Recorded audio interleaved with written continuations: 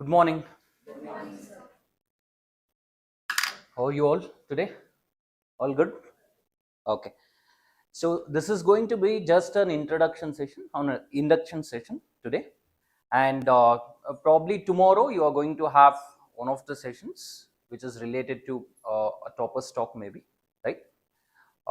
And then after that you are going to have some of the introduction classes to all the subjects. And online people, am I audible?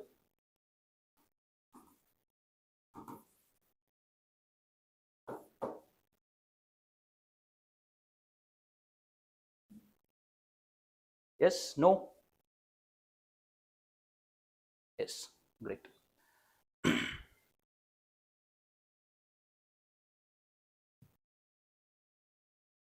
Okay, so in this session we'll be discussing briefly about the subjects that are there, and also at each level what are the difficulties usually the students face, and also what are the redressals we can have from the institute side and what the student must be doing.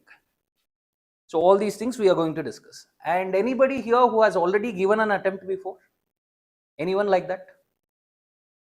Not even a single person has never attempted this examination before. No one. So have you done some research about the examination? Okay. How many applications are there every year for this examination? How many applications? How many applicants? Around 10 to 12 lakh people apply for this examination, right? So that's a huge number. By any measure, it is a huge number, right? 12 lakh people.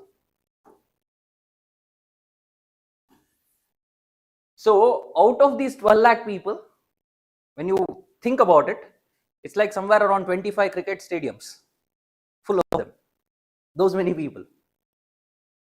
Out of them, how many people write the examination? How many people?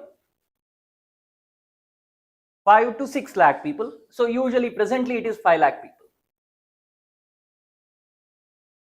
So 5 lakh people, which again means somewhere around 10 cricket stadiums fully packed. Those many people write the examination.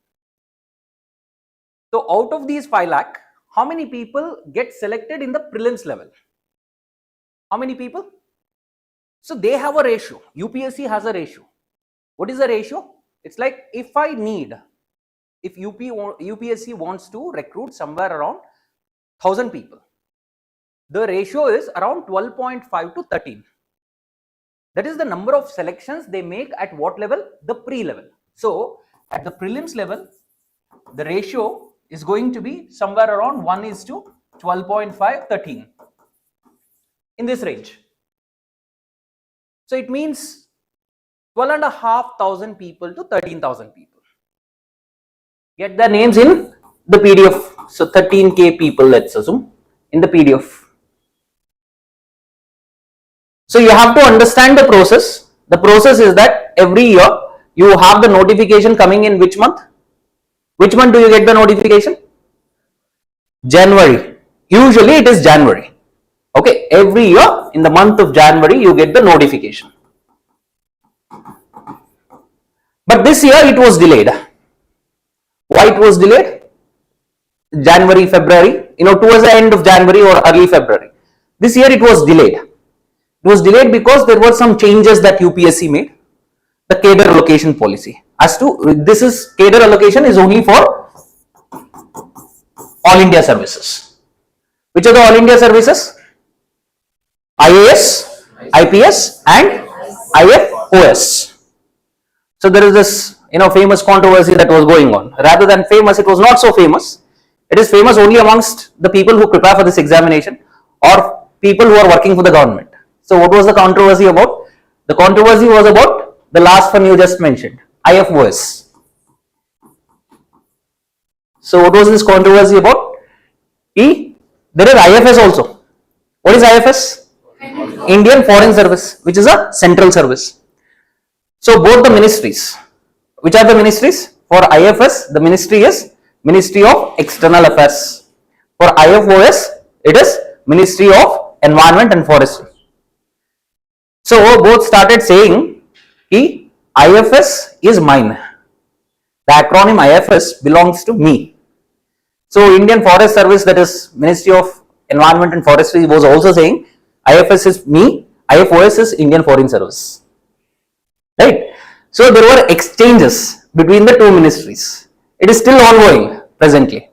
Now the real question that was raised by some columnist in one of the newspapers is that instead of fighting over this thing, right, you have more work to do. Better do that work. Yes. So who is the real IFOS? They had arguments. Arguments of what sort? Indian Forest Service started long back, even before the what independence. That is not the case with Indian Foreign Service. That is why IFS belongs to me. And one more argument is that actually Indian Foreign itself is not sitting together. It should be Indian External Affairs Service. Right? So this was the kind of argumentation that was going on. So any which ways. Coming back to our discussion related to how many people? 13,000 people clear the pre-exam. Now out of these people, how many people clear the mains examination? How many? So it is 1:2.5 is the ratio presently. 1:2.5, which is around 2,500 people. Let's assume. So 2,500 people go to the interview. Out of these people, how many get selected? The last ratio, which is 1,000 people. So this is the kind of competition that is there presently. Now, are we supposed to think about what 5 lakh people, 12 lakh people? It is absolutely not right to think about 12 lakh. Why? Because these are applicants only. Are we supposed to consider 5 lakh to be our competition? Should we consider them to be our competition? Who should consider them to be competition? Everybody who applies will think of all these people are competition. Now, according to me, how many people are the actual competition? There are certain basic things that we need to do for this examination. So first we have to check what are the basic requirements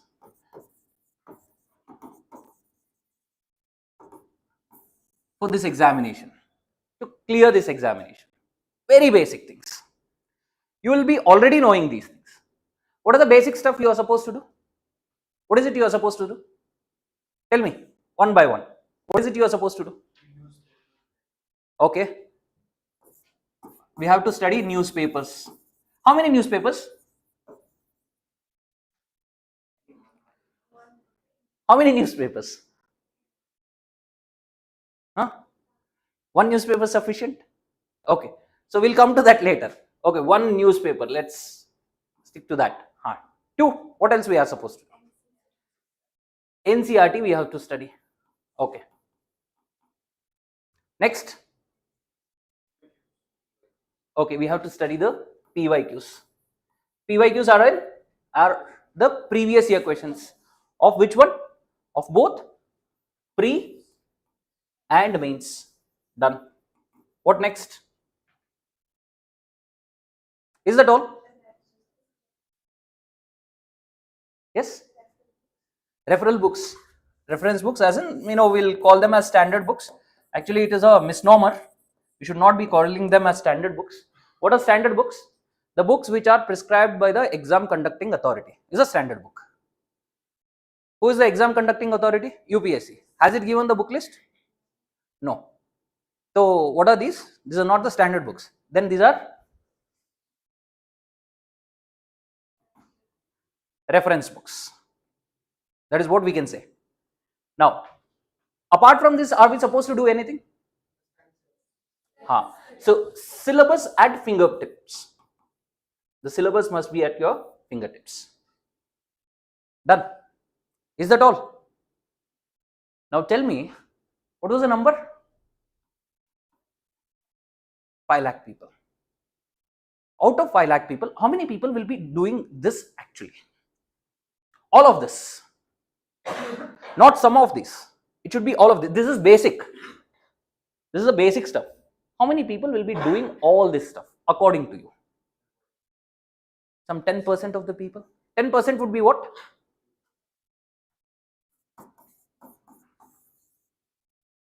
50,000. So automatically your big number became one stadium. What was to start with somewhere around 50 stadiums or 25 stadiums, it has now come down to what? Only one stadium full of people. That is the competition. Now again, if we add what is actually required for this examination, the values that are required for this examination. So what differentiates that 1,000 people or even those 2,500 people who go to the interview from rest of the people? From rest of the what? 5 lakh people or 4,99,000 people. What differentiates them is the value system. Certain values. What is a value? What is a value? So how do you define a value? You know value. Have you used the term value every time? Probably on a daily basis you might think about it at least. What is a value? How do you define a value? Online people, you also can answer. What is a value?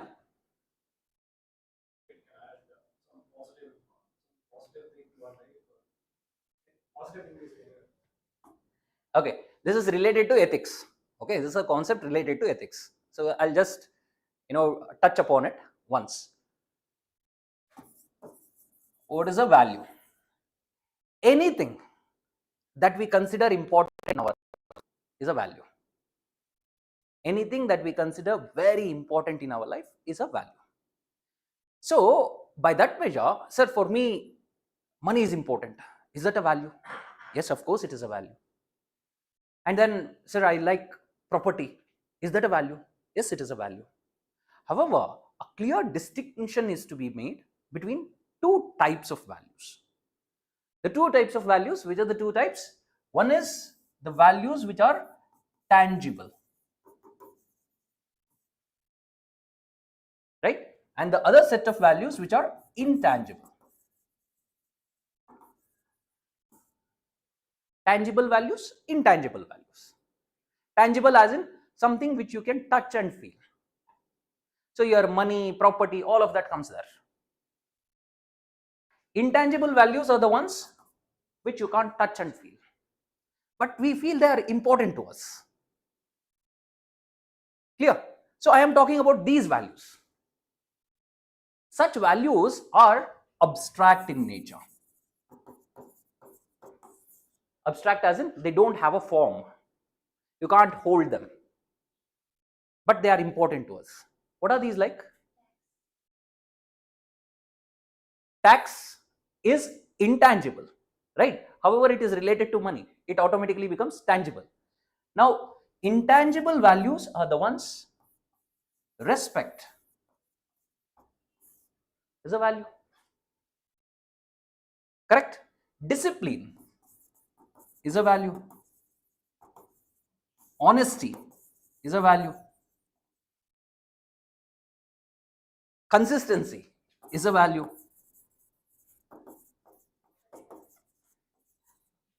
Perseverance is a value.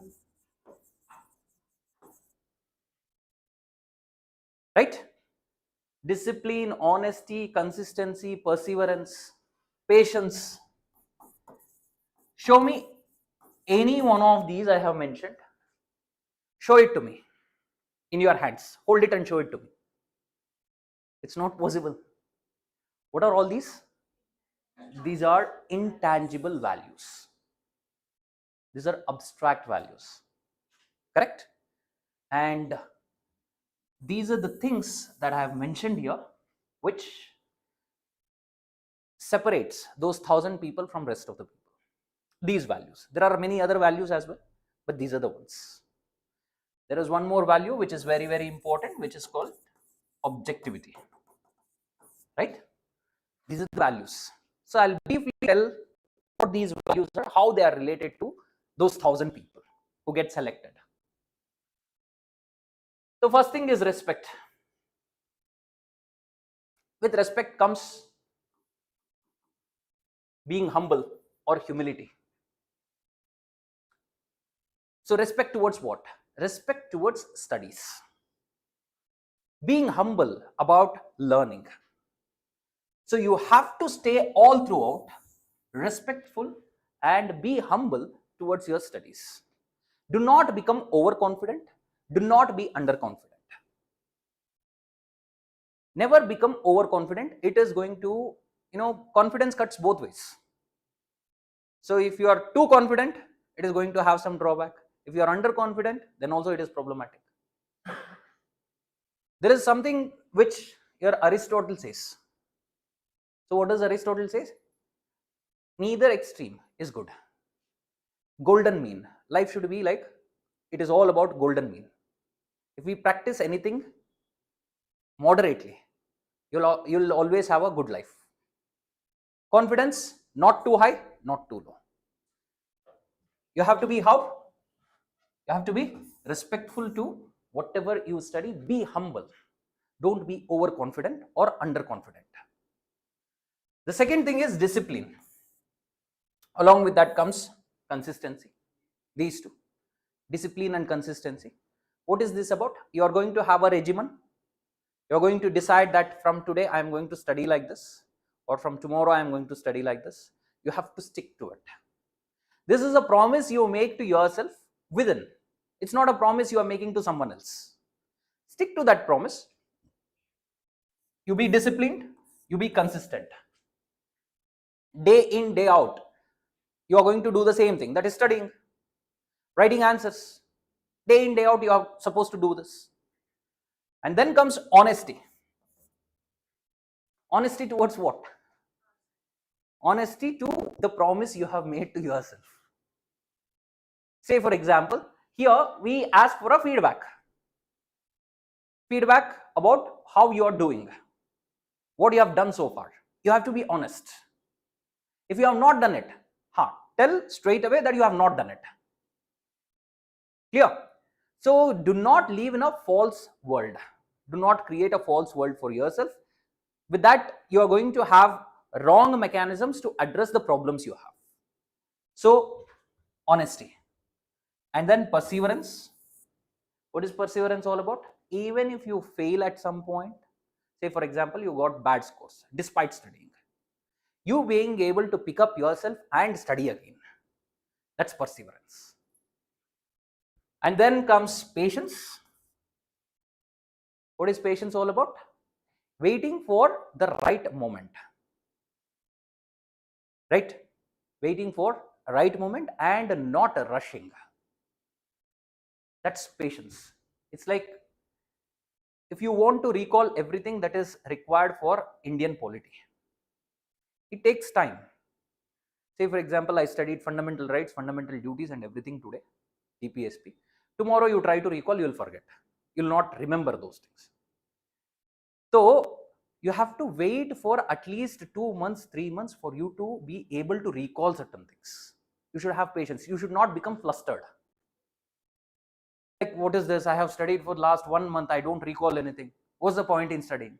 So you should not go into that zone. Being patient about the outcomes. Be patient in relation to the outcomes. Right? And then you have objectivity. Do not do anything without evidence. Your preparation should be objective in nature. Do not trust anything which is highly philosophical. Trust only stuff which you can actually see on paper. Basically, I am talking about whatever you do. If you have studied for last 1 week, this week you have to sit and you have to score yourself. You have to give a number to yourself. Like last 1 week I have studied, so out of 100, how much would I score myself? How much efforts I have put? Give an honest number. So some feedback mechanism you have to develop. So for that we will help you in the mentorship. You have to be very, very objective. It is based on facts, evidence, not based on what? A feeling. Feeling like, I have studied well last week. How? I feel like that. No. It should not be based on your feeling. It should be based on some number, right? So that gives you objectivity. This is what differentiates a person who gets into the list, final list, from rest of the people. These value system. It is very, very important you develop these values, and values are not like it is available in a shop. Values are not available in a shop, you can't buy them. They are supposed to be cultivated, right? And remember, when I say cultivation of values, it does not mean what? It does not mean theory. If you study, these values will not come. These values can be cultivated only with practice. All these values come only with practice. Understood? So this is about the competition. And what is it UPSC is looking for in the candidates? So how does the exam happen? So who are all involved in conducting this examination? So at the top you have the DOPT, Department of Personnel and Training, and it has one of the agencies linked to it, a body. The body is called UPSC. So under the department you have UPSC, Union Public Service Commission. So what does this UPSC do? So basically UPSC is a kind of a recruitment body, we can say. It is a recruitment body. Now we need several officers in our country, different kinds of officers we need. So what are the different kinds of officers we need? We need All India Service officers. All India Service as in IAS, IPS and Indian Forest Service. And then we need central government officers. So in central government officers we have Group A and Group B. So we have Group A as well as Group B officers. Now there are Group C as well. So earlier it was called Class 1, Class 2, Class 3, Class 4. Now the classification is ABC, Group A, Group B, Group C. So whatever was in Class 3 and Class 4, they have put it under Group C itself. More or less they are classified as Group C itself now. So the UPSC is conducting several examinations for Group A and Group B. Now in Group A, for Group A, Group B and All India Services, it is conducting Civil Services Examination 1. And for what else? Separately for Forest Service, it is conducting an examination, IFOS exam. This is what it is doing. Apart from this, is there any other examination UPSC conducts? Yes, it conducts several other examinations. There is CAPF as well. Central Armed Police Forces Examination also it conducts. So CDS also it conducts. So it conducts various examinations. Now we are concerned about these two examinations. So the officers for All India Services, these are the ones who are going to serve whom? Both the state government as well as the central government. While the selection is being made by whom? The central government side. But they are going to be sent to a particular state. They are going to do their entire life service to that state. Right? It is called what? Cadre allocation.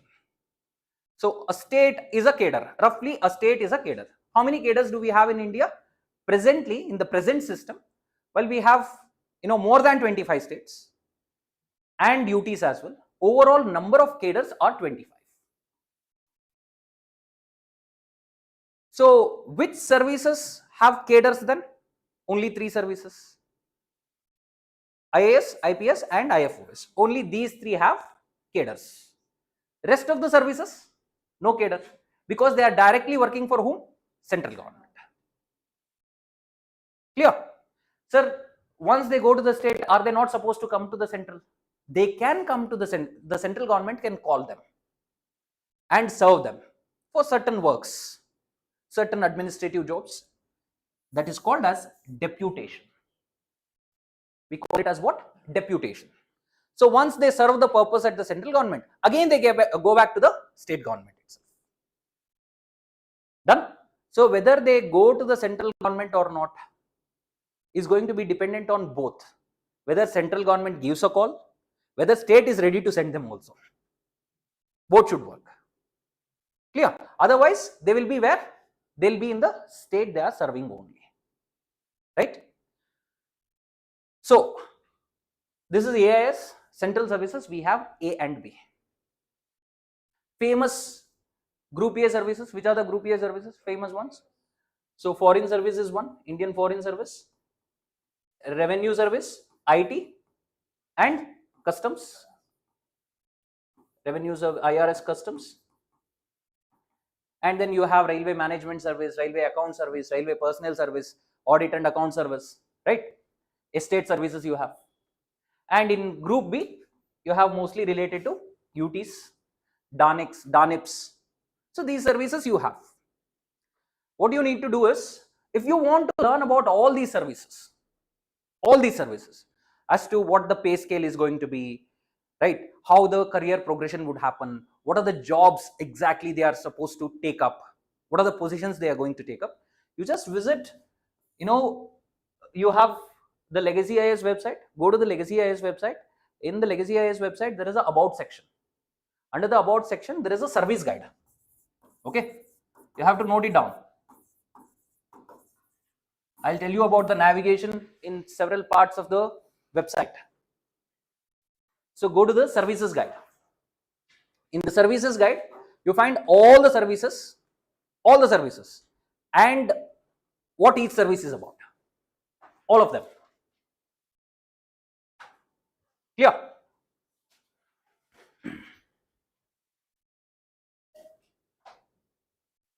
So now,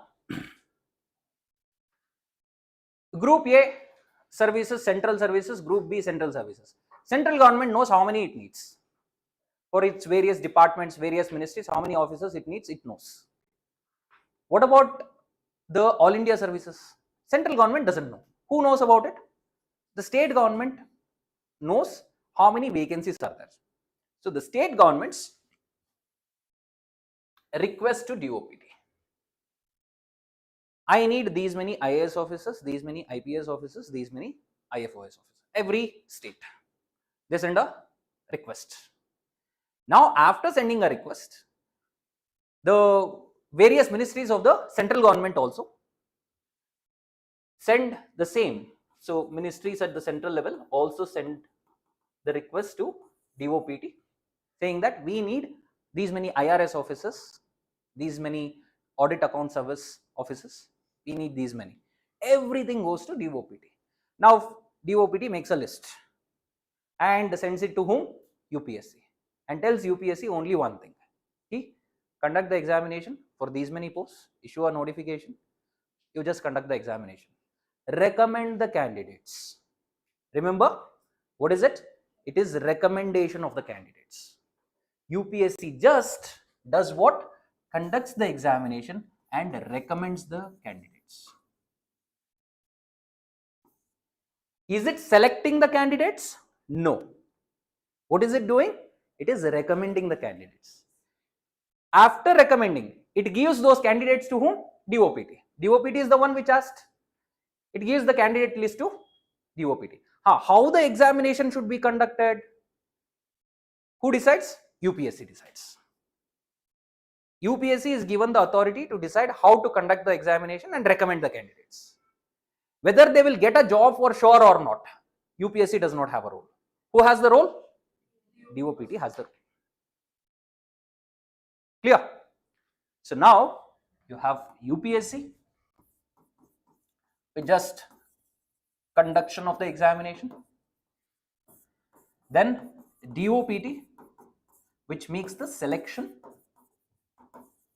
training and placement. placement of officers at various locations. Understood? Selection is done, training is done, and placement is done. By whom? DOPT. UPSC's work is only recommending. That is why when you look at the list, selected list, you see recommended candidates. It clearly mentions it is a list of recommended candidates. Okay. So this is how it works. Now, what is the kind of candidate it is looking for? It is not looking for candidates who are having outstanding academic background. In your college, you have done outstandingly, that is why I'll make a selection. No. Is it selecting the candidates who are very good in memory?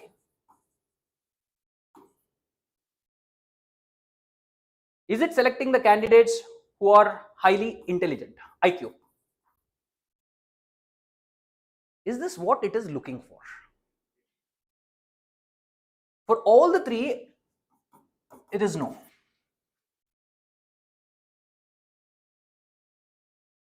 It is looking for candidates who are,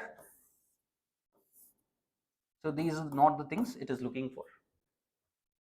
I'll just give you a small story of sort. So when you listen to the story, you get to understand what is the kind of candidate it is looking for. Say for example, a person is given the authority to handle one entire district, a district collector, a district magistrate. So what is a district collector, district magistrate? Is it the same? Is it the same? DM, DC. Is it the same? Okay. So district collector. Okay. So this is collector and this one commissioner. Okay. Now do we have separate people like this or is it the same role? Now earlier there were different roles. Presently in independent India, while in some states we call him as DM, in some states we call them as DC. It is just a convention in the states, but the role is the same in every state. In every district it is the same. It's just because of convention. Convention as in practice. In some states they were called DM, DM, DM. In some states they have been calling DC. But the roles are same. In every state, every district, the roles are same. Now, you are the person who is handling the entire district. Everything related to revenue, everything related to disaster management, everything related to law and order. So everything you are handling under your supervision, everything is happening. So all of a sudden, one situation comes up where a dam is built, and in the dam at night, it came to your notice that the water level is increasing in the dam. And if you don't do anything, some of the villages nearby, they'll get inundated, they'll get flooded. If they get flooded, lives will be lost, right? It is at midnight. And now, if you plan to evacuate, it is going to be a huge exercise. Correct? You have to make the decision. You are not supposed to reach out to anyone. It is completely in your hand. If you plan to evacuate, think about it. Do you have the transport facilities available at that point in time to evacuate? If you evacuate them, where will you house them? Right? All these, so many decisions are to be made within that small period of time. And there is no assistance. You don't have textbooks in front of you. Google will not give you answers. ChatGPT gives you answers which are not practical. Understood? So this is what is required in a officer, a person who can make judgments, quick response, pragmatic response, ability to analyze,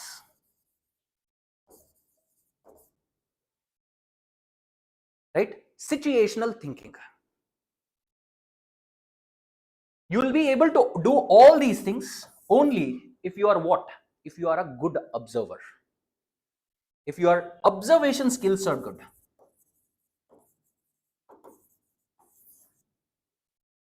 Then it works. Sir, what about all these things? Don't we require these at all? These are required only to a minimum, basic minimum level is required. This is the reason why you see many people. So last years there was one wonderful 2025, there was one particular person. So he's from North India, but a wonderful story of his is that when you look at his course academically, you will not even think that this person, you would not even dream that this person is ever going to become an officer. His rank is in 160s. Okay. You know his academic scores. 10th, it is in 40s, 40% around. 12th, 34%. Right? Graduation, maybe somewhere around 50s. And that person is in the 160s rank. So we cannot say clearly it is these things which is deciding a person getting through or not. There are clearly other factors at play. Understood? So does that mean, sir, who are academically good, memory is good, IQ is good, they'll not get through? They have an added advantage. But you have to be a person who observes things. So you're not supposed to memorize things, you are supposed to learn. You have to have clarity. Whatever you learn with clarity. Clarity of concepts. Understand them. Apply them. Learn with clarity, apply. See how it is going to be useful. Right? If you learn about something, how is it going to be useful? Always ask this question. Clear? So this is what UPSC is looking for. These are the kinds of candidates that UPSC is looking for. And when you look at the different stages of the examination, this blends in very well. So whatever I just told you, it blends in very well. So that is what is tested at each level actually. So how many levels do we have in the examination? 3 levels. Actually, according to UPSC, it is 2 levels. According to us, it is 3 levels. So what are the 3 levels according to us? Prelims, mains, and it is a PT. It is not a interview. It is a PT, personality test. So we'll go into the details of each of these one by one. So the prelims, preliminary examination, when is it conducted? Every year, it is the month of May. Every year. So you can be assured about this one thing. Every year exam will happen, no matter what. Otherwise, the country will come to almost like a standstill. Why country will come to a standstill? See, no matter what, the rules are very, very clear. Constitutionally, it is very, very clear. The person has to get retired at a particular age. At least in the central government.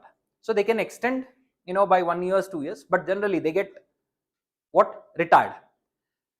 So if there are 900 people lesser in a country who are going to administer, it is going to be a huge void. And remember, already we are running on what? Less number of officers. So just give you a perspective, in countries like, in developed countries, like Norway, let's suppose. How many civil servants or how many government officers are there per 1 lakh population? Okay, how many government officers for 1 lakh population? I am not talking about civil servant, government officers who are working for the government. There it is around, for 1 lakh population, it is 130, 140 people work for every 1 lakh population. Right, sorry, it is not 1 lakh, it is 1000. For every 1000 people, these many people work. Right? In India, on the other hand, in USA, it is somewhere around 80s. In India, on the other hand, it is around 17. Right? It is very, very less compared to the developed countries. Why is it so less? Why is it so less? You think about it. Why is it so less? Sir, they can recruit, no? Huh? So lack of resources. What resources? Is it the lack of human resources? So economic resources. Money problem. Sir, government has money. Where does the government have? Every year government is in deficit. Every year government is in deficit. So we don't have enough resources, economic resources, to hire so many people. So when that is the case, we are supposed to hire what kind of people? We are supposed to hire what kind of people? The most intelligent people?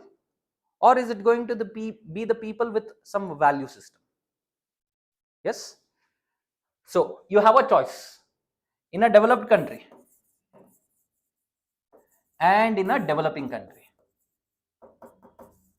So here it is US, let's suppose, India. I want to select some bureaucrats. What kind of bureaucrats or government officers do I need?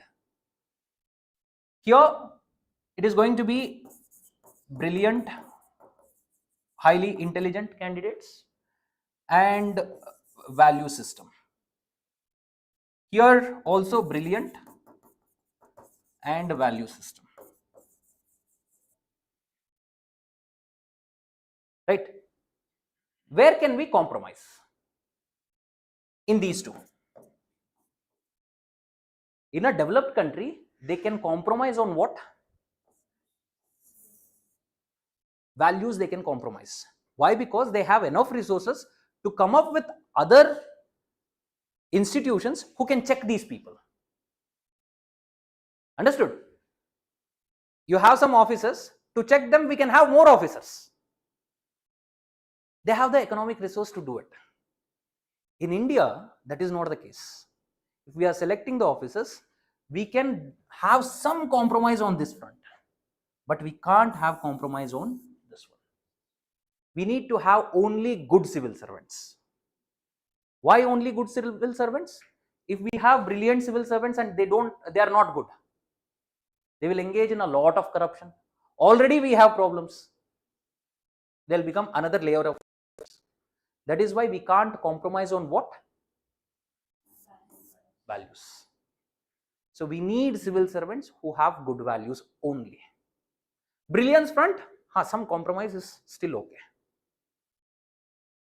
Clear? Now, we are talking about the pre-level. In the prelims, you have 2 papers, right? I was talking about the 3 levels, but remember, these 2 levels are considered to be the same level by the UPSC. It is called mains examination. This is referred to as mains written. This is only mains written. Right? It is not mains, it is mains written. Both put together is main examination for UPSC. Now coming to our prelims examination. So you have 2 papers in the pre. Out of the 2 papers, what is the first paper called? GS1. The first paper is called GS1. So what is it they are checking there?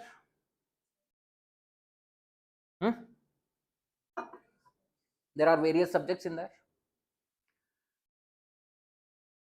all general knowledge subjects, history, geography, polity, economy, governance, international relations, all of them. So broadly, you have history. In history, what are all the things you have? Ancient, medieval, modern, art and culture. And then you have geography, you have Indian society as well, and then polity and governance. Next, environment, international relations, general science, science and technology. And apart from this, current affairs on all of this. This is what your syllabus says. So these are the things which your syllabus mentions. Now all of this put together, how many questions do you get? 100 questions. How many marks per each question? Which is 200 marks. How much are you supposed to get out of 200? How much? To be on the safer side, I would say it depends on the category also, right? So if you have reservation or unreserved category, so unreserved category, you are supposed to get 95 plus to be on the safer side. Okay. And then OBC candidates, maybe 90 plus. And then SC candidates, SC candidate 80 plus, ST candidate 72, 73 plus. Okay, roughly, you're talking roughly. Every year it keeps changing. And then what else we have? Person with disability, person with benchmark disabilities, PWBD. So you have 5 categories in PWBD. Out of 5 categories, 4 categories of students, candidates are allowed to get it, right? Allowed to get through. So category 1, 2, 3 and 5. 4 is mental disability. So those candidates are not allowed, right? So 1, 2, 3, 4. So 1, 2, 3 and 5 candidates. How much is the reservation, by the way? Do you know how much reservation is there for each of these categories? Do you have an idea? According to the Supreme Court, or according to our constitutional principles, based on which the Supreme Court has given a ruling, that overall reservation should not cross 50%. This is a rule. Beyond 50% it should not go, except for certain states. This rule applies for all the states as well as central government, but for certain states it is allowed. For example, in Tamil Nadu, it is above, it is almost 70%. Reservation is 70%. Okay. Whereas in all the other states, all major states, it is less than 50%. So how much is less than 50%? Means full utilization is done by the governments. So what did Supreme Court say? It said it should not cross 50%. So states and the central government has kept it at 49%. So how much is it? For OBC, it is 27%. SC 7.5%. ST 7.5%. This is 4%.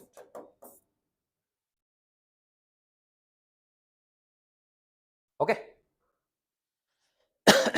So this is how the reservations are done. Clear? So how much is it? 15. It comes to how much? How much? 46. So other 3% for armed forces and all this, right? So EWS, that is also there. Okay, that comes within this itself, right? Okay, all this is done. Now we are not supposed to worry about this part. We are supposed to worry about the marks part. So let's aim at 95 plus. So for 95 plus, what are we supposed to do? See, everybody tries to prepare for everything that is there for the examination. So we have to be more focused. In order to be more focused, in order to be smart, we have to learn where the questions are coming from. This holds the key. Otherwise, we'll just be running without any direction. Everybody is running, we are also running together. That's it. There's not going to be any good outcome from it. So we'll go into that part later on. We'll come to the second paper. What is the second paper? GS2. Both these put together, we call it as what? CSAT. Civil Services Aptitude Test. Both put together. This is how at least UPSC designed, but we have made it what? That one is GS, and this one we have called it as CSAT. People have done it, but according to UPSC, both put together is CSAT. Clear?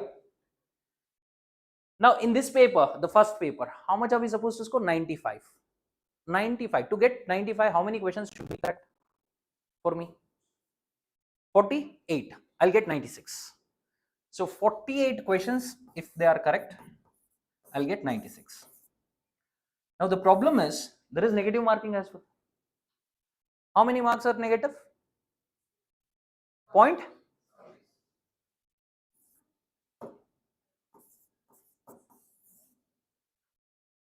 .67 is the negative marking, which is 1/3. 1/3 of 2. 1/3 of 2 is 0.66666. So 0.67.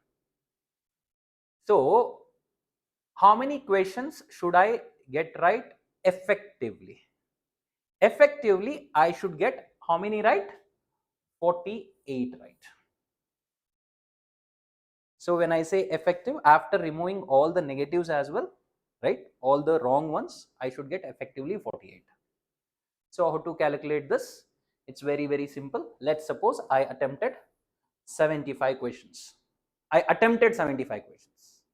Out of 75 questions, 15 are wrong. How many are correct? 60 correct, 15 wrong. See, this is very, very important. You know now itself. So while calculating, when you give a test, you should be able to calculate these things. These are very basic stuff. Nobody will teach you later, right? You learn them now itself. 60 correct, 15 wrong. Now, easy way to calculate. What is the easiest way to calculate? 15 divided by 3. Why? 1/3. 1/3 is the negative. 15 divided by 3 is 5. Right? I removed the negatives. So what am I supposed to do with this? Out of 60 questions, effectively 5 are wrong. 15 are wrong, but effectively it is 5 wrong. Why? Because it is only 1/3. I have to, subtract. 55 are effectively correct. So my score becomes 110 is my score. Clear? Very simple. Corrects, wrongs, whatever are wrong, divided by 3. Get a number, subtract it from the correct number of questions, and then into 2. Do not do the mistakes like what? Mistakes like what? Some people do these mistakes. How many did I attempt? 75. How many are correct? 60. Incorrect? 15. What will I do? 15 divided by 3? 5. 60 into 2. 120 I got. 120 minus 5.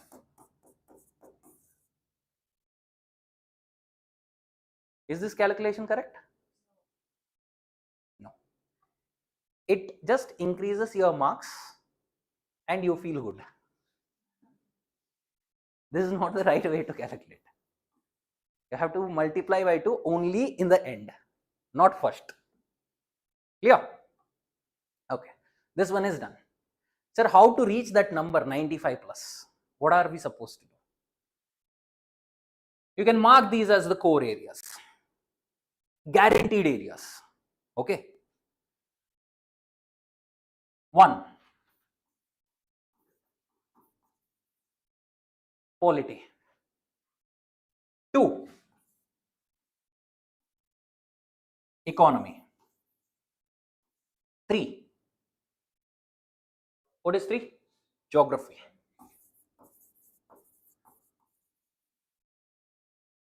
4,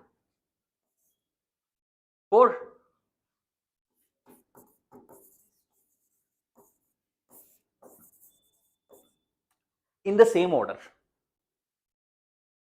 I'm talking in the same order.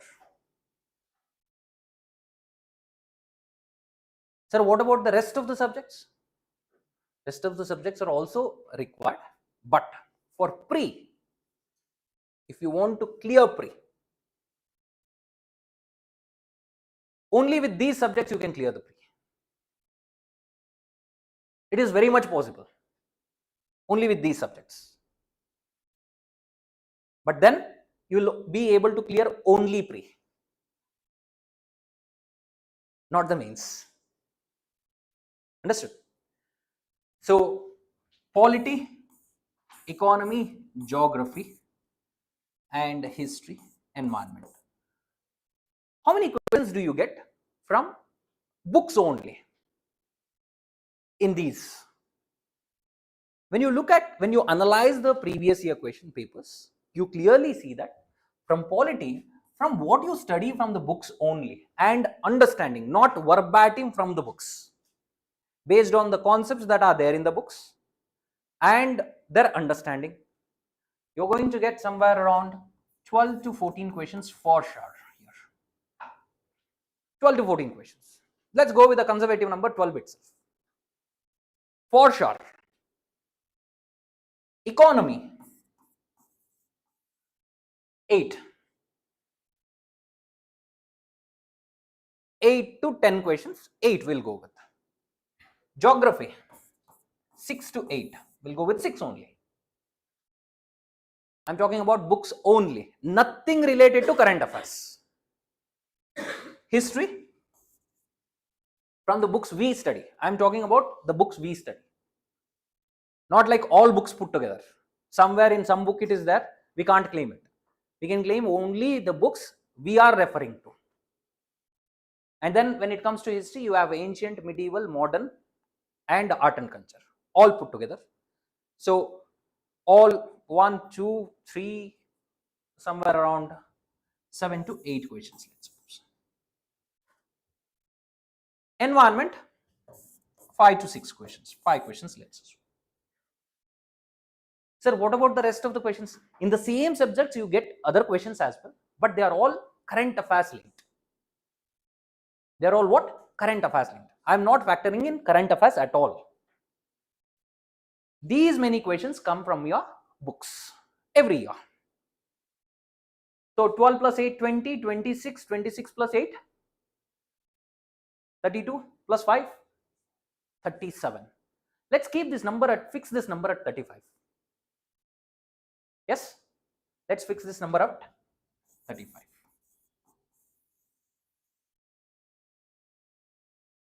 35 questions, you are ready without doing anything extraordinary. My understanding of the examination, our understanding at Legacy IAS is this. See?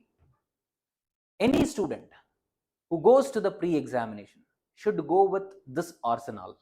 35 questions I will get right. And these 35 questions are very much in our books only. Clear? Sir, but I need 90. You're saying 70 only. Is it only this much you do in the entire year? Study the other stuff as well. So then comes your ability to manage risk. Right? Sir, where are the values? You should have the analytical ability to what? Just look at the PYQ7. Analytical ability to understand the concepts that are there. Break the syllabus down into smaller pieces. Analytical ability. Understood? Now, 35 questions I know. I still need 20 marks. I still need 20, 25 marks. what to do? I am supposed to take risk. How much risk? Risk management ability. This brings in what? Risk management ability. A person who does not know risk management, what will that person do? Attempts all 100 questions.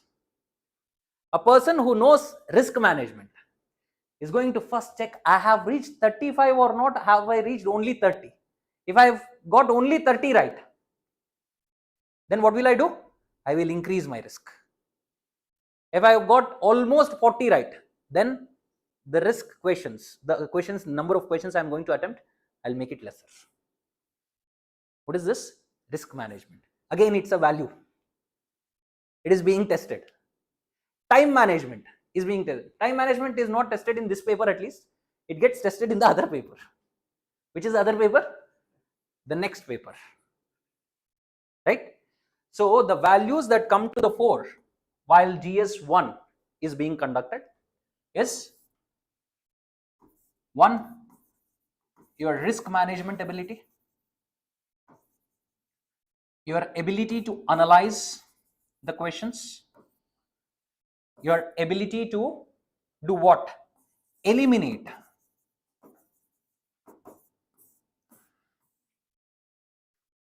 the options.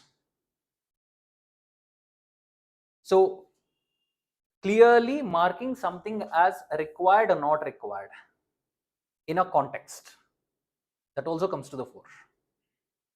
Considering which information is important, which information is not important to the issue, that comes to the fore. So basically through the examination, UPSC is checking your abilities only. Certain abilities are being checked. Okay, so this is GS1. Now comes GS2. What is GS2? We call it as CSAT famously. What are all the things that are there? Famously we say only it is basic numeracy.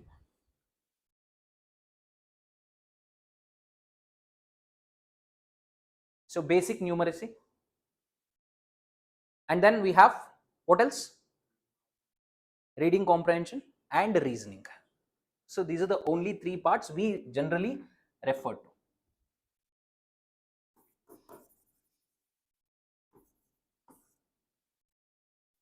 RC and reasoning. But when you look at the syllabus, it gives more details. It talks about your communication. Communication is one part. It also speaks about in reasoning, analytical reasoning is there. There is, non-verbal reasoning. Okay. And then you have logical reasoning. There are different parts, different kinds of questions are asked. And then decision making is also a part of the syllabus. However, decision making questions were related to case studies only. They used to give a particular situation. What would you do in this situation? 4 options they used to give. You had to choose one option. Say for example, you are a doctor who is posted in a particular place. You have only 2 vaccine doses. Okay. And there is one old person who comes to you, and there is also last 1 dose is remaining with you. There is an old person who comes to you. There is a young person who comes to you. Whom will you give the vaccine to? Right? You have 4 options. I will not give it to anyone, right? Because there will be a fight. Or I'll give it to the old person. I'll give it to the young person, right? Or I'll give half to each. Understood? So it does not mean anything. Now, which one are you going to choose? So some people say old, some people say young person. You have your own reasons. But because of this problem, inherent problem, both can be right. It completely depends on our justification. So earlier when the paper was introduced, this paper was introduced only in 2011. So when the paper was introduced, 8 questions used to come related to decision making. Now, which one is the correct answer? One only cannot be the correct answer. In any situation, only one of the 4 options cannot be correct answer. There will be 2 correct answers. Why 2 correct? When there are 2 correct answers, they have their own justifications. UPSC must award marks to both. So that is why when you open 2011, 12, 13 papers and answer keys of your second paper, for decision making questions, there are 2 answers. UPSC also gave marks to both the answers. Right? Now, UPSC came to understand almost everybody is getting right. A, B, C, D is there. C and D is the answer. Blatantly it is available. Everybody is getting it right. Then what is the point in having a question which everybody is getting right? It is not a differentiator. Now slowly they reduced from 8 to 6, 6 to 4, and they removed them. While decision making is a part of our syllabus in your GS2, questions you are not getting. So basic numeracy, in this you have arithmetic, to some extent algebra as well. You have geometry, and then you have data interpretation. So basically graphs related questions. So arithmetic, you have algebra, geography, and data interpretation, and all of it 10th standard level. 10th standard level, which essentially means you do not have trigonometry, right? Calculus, integration, differentiation, you don't have these things. So basic stuff is only there. So HCF, LCM, averages, ratio, proportion, percentages, profit loss, distance, time, work. Okay. So all these things you have, mixtures and allegations, and then you have what syllogisms, syllogisms comes in reasoning, and then you have mensuration. So and then you have what in algebra also we have very simple stuff we have. But the thing is, people who say that math is difficult for me, so math is an area which is, I hate it. People who fall into this category, my suggestion to them is, while there are 20 plus micro topics in this, 24, 25 areas, UPSC asks the questions. When I divide these into smaller areas, 25 areas we can divide. Out of the 25 areas, I would suggest you to master half of them only. Master them. 12 areas, you master them. Right? Any question related to this area, I will solve. Rest 12 areas, I am least bothered. The moment you see the question, cross it out, don't attend it. Clear? On the other hand, if you try to learn all the 25 areas, of course it is going to be difficult. So master these 12 areas. Reading comprehension is related to your passages, right? And questions that follow. That is something which develops from what you studying all the subjects. Newspapers. Newspapers, I'll come to that later. Which newspaper to study, which one not to study. And then you have reasoning. Reasoning is something which is seating arrangement, blood relations. Okay, so you have some non-verbal as well. You have the figures, 3 figures are given, what would be the 4th figure? So basically these things.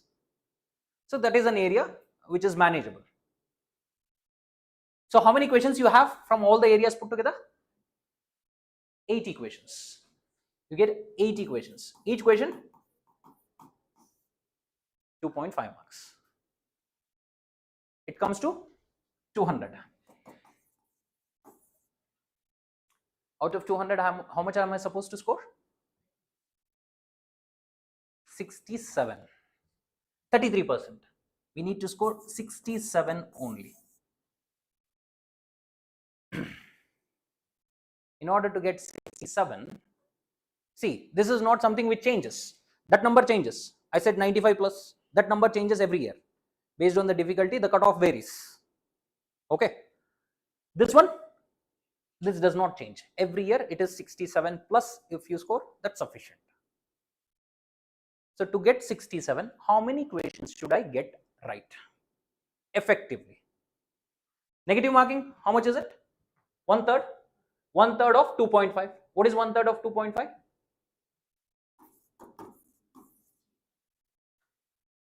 0.81.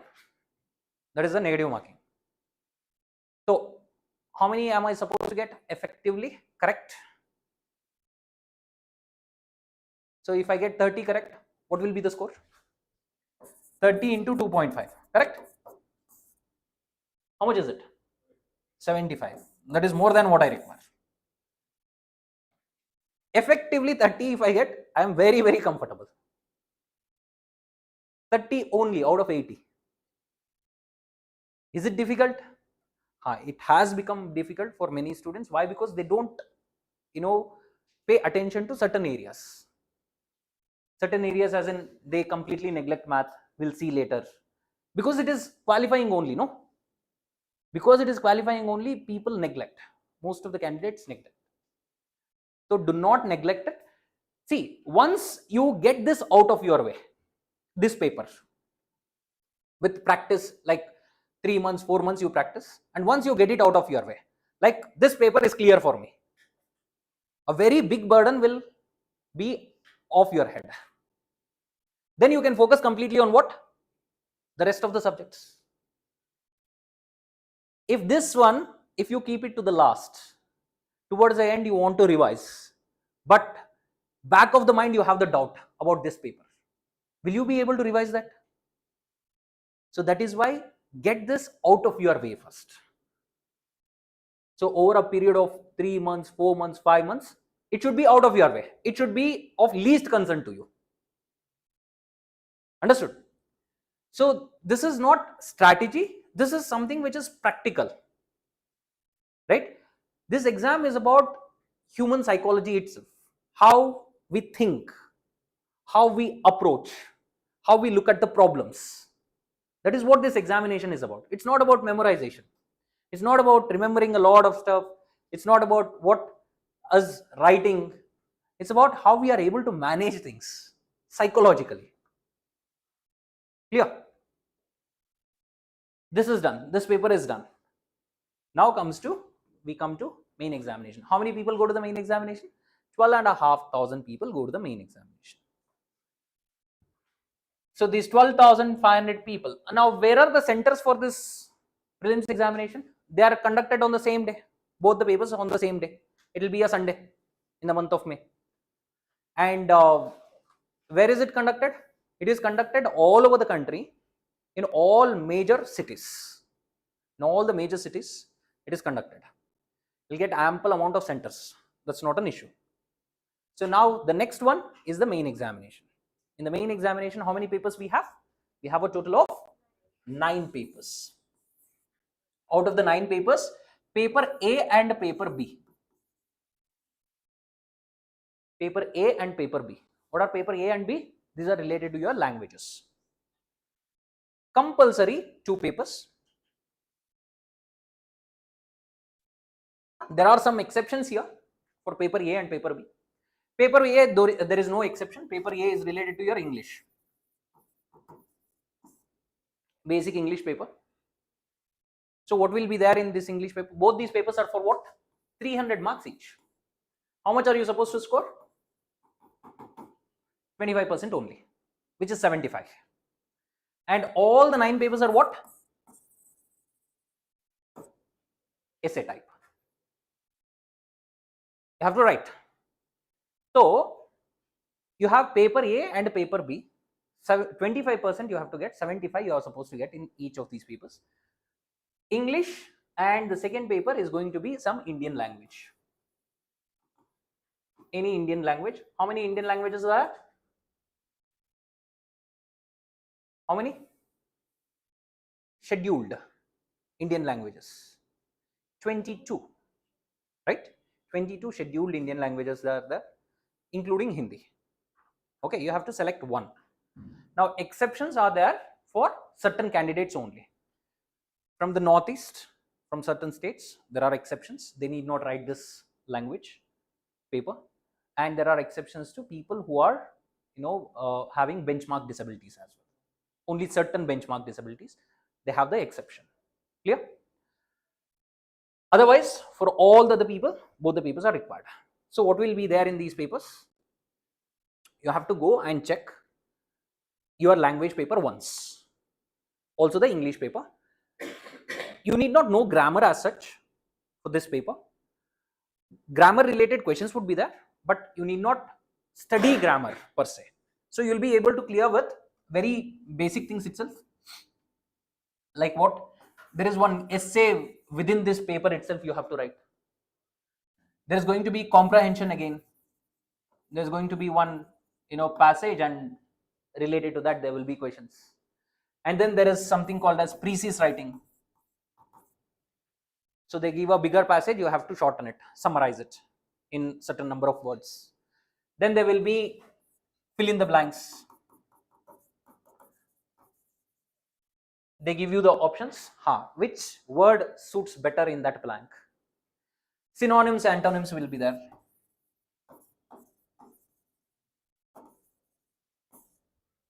Right? Synonyms, antonyms. So basically meanings and the opposites. This will be there. With this much only you will be able to clear the paper. Okay. Active voice, passive voice, these things also will be there. Even if you don't touch them, you will be able to clear. Done. The only rule you have to follow in these papers is that don't make errors in sentence formation and spellings. If you are not doing this, you are through in both these papers. Very simple understanding. I will not make errors in sentence formation. I will not make errors in spelling. If you are sticking to these two rules properly till the end of the paper, you are through. Clear? Now this is out of our way. What is the next thing we have? The other 7 papers. Other 7. These are the 7 which put together 250 marks. It is for 1750 marks. Right? So we have 4 GS papers, 1 essay paper. The first one is the essay paper, 4 GS papers, and then 2 optional papers. Essay paper is called paper 1, 4 GS papers, paper 2, 3, 4 and 5, which is GS1. So paper 2 is GS1, paper 3 is GS2, paper 4 is GS3, paper 5 is GS4. That is how it is. Then you have optional paper 1 and optional paper 2. This much you have. So you can check the syllabus of these. So you're going to get a syllabus copy now. So in some time, by the time you go, you'll get a syllabus copy, or you can check it on the website as well. Okay. So you just go to legacyIAS.com about section. There you have everything. Right. Make sure you utilize the content that is there on the website. Okay. So you check the syllabus. Pretty much the same thing that's there in your prelims examination. I'll just mark out what is extra in each of these. GS1, extra stuff from prelims, what you are supposed to study. You are supposed to study world history extra, India after 1947, post-independent India. You have to study extra. But there is concession as well. Concession from prelims. What is the concession? You need not study ancient history and medieval history. So you remove ancient history, medieval history, you add world history and post-independent Indian history. Done. GS2, everything that is there in prelims is here as well. GS3, again you get some concession. You study general science there. What is general science? Physics, chemistry and biology. That you need not study here. Science and tech you have to study. So GS general science is subtracted, but we have to add something. Internal security challenges and disaster management is additional. So one concession. Clear? And then in GS4, it is a special paper for mains examination, which is ethics, integrity and aptitude. Ethics, integrity and aptitude. This aptitude is not math. This aptitude is different. Value based. what are the qualities that are required in a civil servant. So that aptitude it is. GS4, it is a special paper. Essay is a special paper. 2 optional papers are special for mains only. Clear? So GS4 alone is 250 marks. Essay is 250 marks. How many essays you are supposed to write? You have to write 2 essays. So you have options there. So in essay you have part A and part B. You have 4 essays given, right? So out of 4 essays you have to choose 1 essay. Understood? So part A 4 essays, part B 4 essays, you have to choose 1 essay in each. So how many pages do we have to write? How many pages? 10 to 12 pages we have to write in each essay. Is that too much?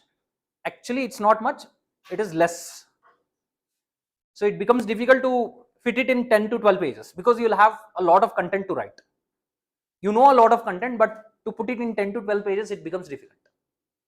So 2 kinds of essays you get here. One set of essays are related to this part. Look at this part, GS 1, 2, 3.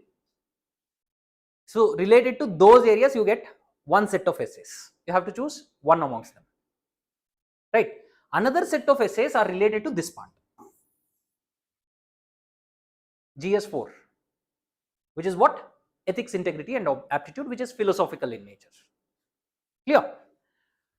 So part A, part B. But sometimes UPSC is kind of unpredictable, right? What it does is that it is going to give both the essays from philosophical itself. It's like a bouncer. Both essays are philosophical. So both essays philosophical means nothing from this area, both from this area. Okay, now it becomes a bit difficult for certain candidates because they have written mostly these essays. Philosophy means it is subjective. Here I have studied for subjects, it's easier. Essay related to philosophical aspects is a bit tricky to handle. Okay, that is why essay is less about content, it's more about practice. Content we will already be having. It's about practice. Articulating the ideas, how we are able to put across the ideas in those 10, 12 pages. It's less about how much content I have. Clear? And then you have 2 optional papers. One subject we have to choose from the broad array of optionals which are related to sciences, literature as well as social sciences. You have to choose one, you will have a separate class on that. Okay, which optional to choose. So this is about the 9 papers. How much are you supposed to get out of 1750? How much are you supposed to get? If you want to be in the top ranks, top 100, let's suppose, top 100, top 200, around 950. In the top. If you want to be towards the end, nobody wants to be towards the end, but towards the end, somewhere around 850, 100 mark difference we can say. So 820, 830, that range. Okay, so 850 let's assume. So it varies, every year it keeps changing. So we can't fix that number as such. Towards this end, what are we supposed to do? What are our focus areas? How should we prepare towards the mains examination? For the prelims examination, we broadly saw our focus areas are these. So 4 to 5 subjects in GS1 and math, there is a way to approach it. And first we'll keep aside CSAT as a whole. Within 4 or 5 months, we'll be clear about it. And then complete focus on GS and optional. So what are we supposed to do about the mains examination? For the mains examination, as you can clearly see, even if a person clears prelims examination, even if a person clears the prelims examination, how much prepared is that person for the main examination? So there will be people who will be studying with the motto of clearing only the prelims examination, right? Complete focus on prelims examination. Say you start the preparation in the month of March, you go on till next year January, then there is a phase from Jan to May, and then there is a phase from May to August. August is the time you have the main examination. May, you're pre, getting closer to the examination. This is how our timeline is. What most of the candidates do, not most of the candidates, I would say out of those, how many? 12,500 people. Our competition is, let's suppose, 12,500 people, or those 50,000 people to start with. Out of those 50,000 people, I would say almost 45,000 people will be how? From here till here, right? Till here, around 25,000 people will be of the category they are studying only for pre. Another 25,000 people are studying for both pre plus mains. Getting my point? This is how they are preparing. 25,000 people from now itself, they are targeting prelims only. Another 25,000 people are like, what? I'll study for both prelims and mains. The approach they have taken. Now I reach January. The moment I reach January, I see 4 months time. 4 into 3, 120 days. 120, 140 days is remaining. Now the jitters start for almost everyone. Like exam is closed, they have to fill the form also. See, if there is no form filling, the jitters will not come. The moment they fill the form, they feel that, okay, exam is closed. Exam is here. Now what will happen? These people are very, very clear. They will target only prelims, but their understanding of the examination is not complete, right? Because of which they are not a clear competition. They do not have a broad idea of the examination. Their focus is on only few subjects. From the perspective of prelims, they don't have conceptual clarity also. Whereas these people have conceptual clarity. But amongst these people, till the month of May, there will be 20,000 people who completely make a shift to pre-preparation only.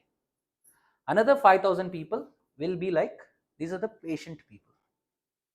These are the people with patience. These are the people who trust themselves. What they do? They'll not make a switch like this. What do? They will still continue with pre plus mains preparation. However, the proportion changes. Till this point, if they were putting 50% effort on both pre and mains, now they are going to make a small change. 70% I am going to prepare for pre, 30% for mains. I will keep in touch with mains. Clear?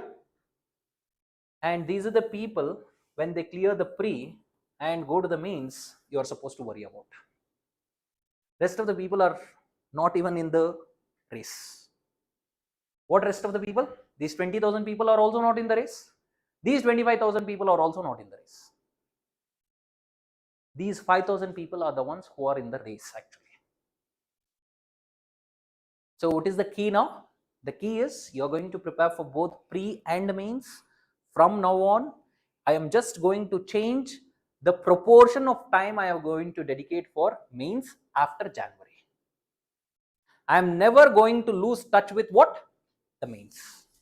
If you lose touch with main subjects, which are the main subjects? Optional, essay, and GS4, which is ethics, integrity, and aptitude. If you lose touch with them for 3 months continuously, what would happen? 3 months, 4 months. After that, if you open the books, you feel like nobody has taught us. I don't know what this subject is. Do not fall into that category. Clear? All right. Now, this is about the main examination. written. What is it we require for, when I say mains preparation, what is it we require? We require mostly answer writing practice.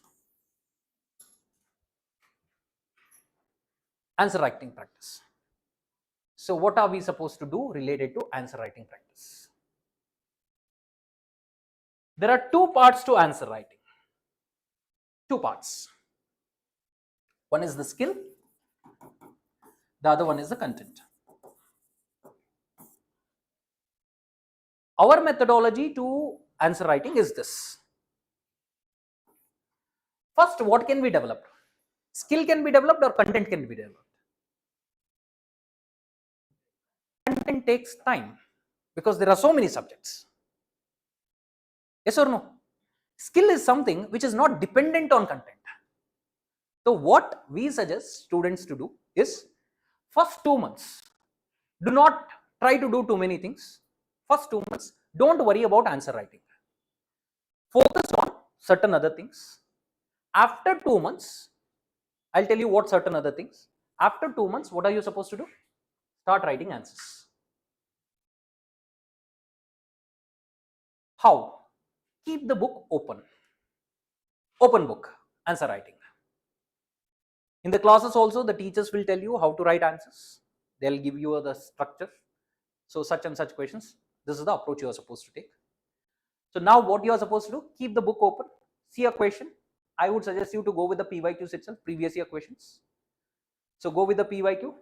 Let's say on a daily basis, I'll write one answer, no matter what. How bad it is, I don't care. I don't know the content, I'll keep the content open. I will write an answer. I'll write an answer 5 days per week or 6 days per week, 6 answers, 5 answers I write. Bring it to the subject expert, the faculty. Get it evaluated face to face. Face to face evaluation. Getting my point? If you are able to do it for each subject, 10 questions. Each subject, 10 questions. That would come to around, let's say, all main subjects, 10 questions each. It would come to around 100 questions, let's say. 100 questions if you do this. Your skill is ready. By the time you get your skill ready, you have learned the content also. Now you can close the book and write answers. First, develop the skill. For skill development, you need feedback. Proper feedback is required. Understood? Do not postpone. Thinking that I will learn everything, then I will write. And that day will never come, trust me. Because it is an ocean you are diving into, there is no end to this ocean. It's just that we have to place some red flags in the ocean itself. You keep swimming in the ocean itself, but you keep the red flags as marks. Beyond this point, I will not swim. Here, this is what you are supposed to do related to answer writing practice. Start it after 1.5 to 2 months. Till that point, what are we supposed to do, sir? What are we supposed to do? This is something which is going to be done by us and you both. So from the institute side, there are some commitments. From the student side, there are some commitments, not to the institute, to yourself. See, from the institute, the commitment is to the students. For the students, the commitment is towards institute? No, it is towards the student himself or herself. We have tried to change this using a mechanism, a feedback mechanism. I'll talk about it in a bit. Now, what are you supposed to do from day one? Class is done. Class is done. Soon after the class, you get a recording of it.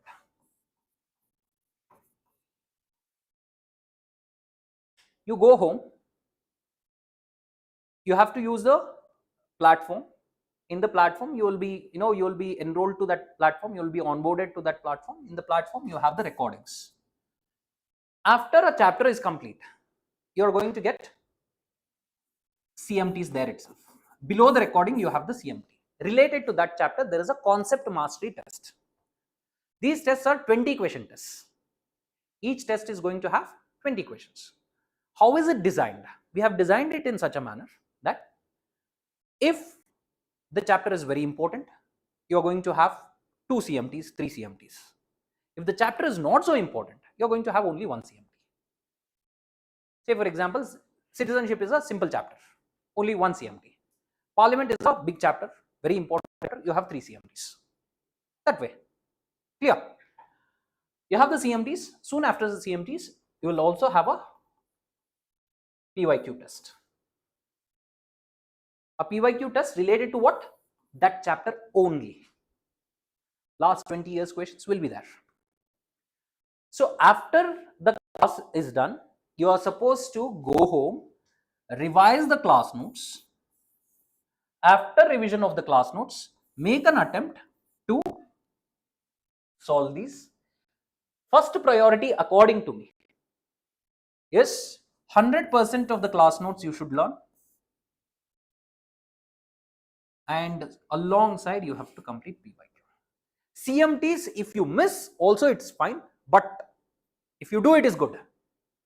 If you are not able to do this, you can't miss. PYQ very, very important. Done? I am done with class notes, PYQ. Is your work done yet? No, your work is not done yet. Now I am going to open the books which are related to this particular chapter. Where do we get the content related to this chapter? One is NCERT, if applicable. We'll have a book list class for that. Plus a reference book. One reference book. Same chapter, I will study from there as well. Given that I have studied the class notes, it is very, very clear.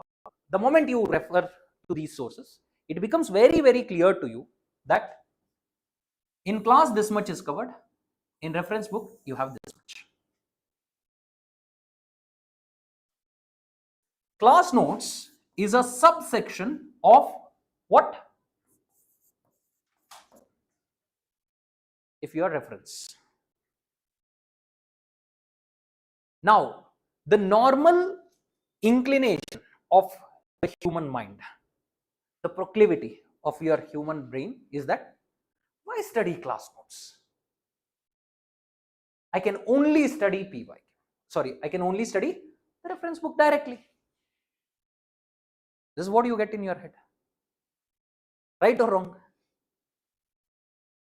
But you miss one major factor here. In your thought process, you are missing one major factor. The way you have learned the class notes is informal, very, very selective pieces of information with exam orientation. This is how you are studied in the class. What is very, very important for examination that you have learned. Now, when you compare it with the PYQ, that is why a layer of PYQ must be added in between. First class notes, then PYQ, then go to the reference book. Now, when you add a layer of PYQ, you come to understand whatever has been covered in the class notes is actually something which sits really well with the PYQ. Anything extra in the standard book or your reference book, you are going to come to understand not many questions are being asked here. So I am not supposed to worry about the extra content that is there in the reference book. If you don't add a layer of PYQ in between, you will always think what? Reference book itself is better. Why study your class notes? There is one more thing related to class notes and reference book. In class notes, the language is informal. You use informal language, simple examples, real life examples, easy to understand, and it's your creation. Most importantly, it's your creation. So you have just, all of you have completed graduation. So you have read something in the recent past, correct? In the recent past, you have read something, some pages of information you have read. If I ask you to recall some of the information that you have read recently, right? Try to recall a piece of paper on which you have written. Try to recall a piece of paper which is only printed. Which one are you able to recall more graphically? Which one? The written one. You are able to recall the image of it. Why is it so? It's because it's your creation. It is stored as an image. Printed material is never stored as an image. Recall is difficult with printed material. Understood? So, class notes, be 100% thorough. Do not miss to add a layer of PYQ. That layer of PYQ is provided by the institute after every chapter. Every related chapter, you have the PYQ section. This is the pre-PYQ section. This is a pre-PYQ section. Sir, what about mains pre-PYQ section? What about the mains? We are supposed to approach the exam from both prelims and mains. What you have is the workbooks. Workbooks are available, okay? I think you can either purchase them or you can refer to them online as well. But when I say workbooks, it has spaces in between as well, right? After every question, you have space. It is assorted in chapter manner, right? Related to, let's say, geomorphology. What are all the questions that have come in the past? All questions together, and soon after the question, you have empty pages to write answers. So I would suggest you to go with the workbooks, buy them, and what you are supposed to do? You are supposed to, soon after the class is done, go home, class notes revision, PYQ of both pre and mains, then open these. For every chapter, if you are able to do this, you are going to have absolute clarity about what this examination is, what it is looking for. Absolute clarity you are going to have. Now, whether I am going to do it on a daily basis or not is the question. And for this to work for you, you have to do it every single day. One more thing that differentiates a topper from other people is just this: the starting point itself.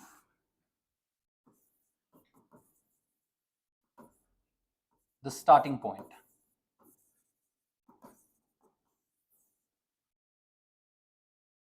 A topper,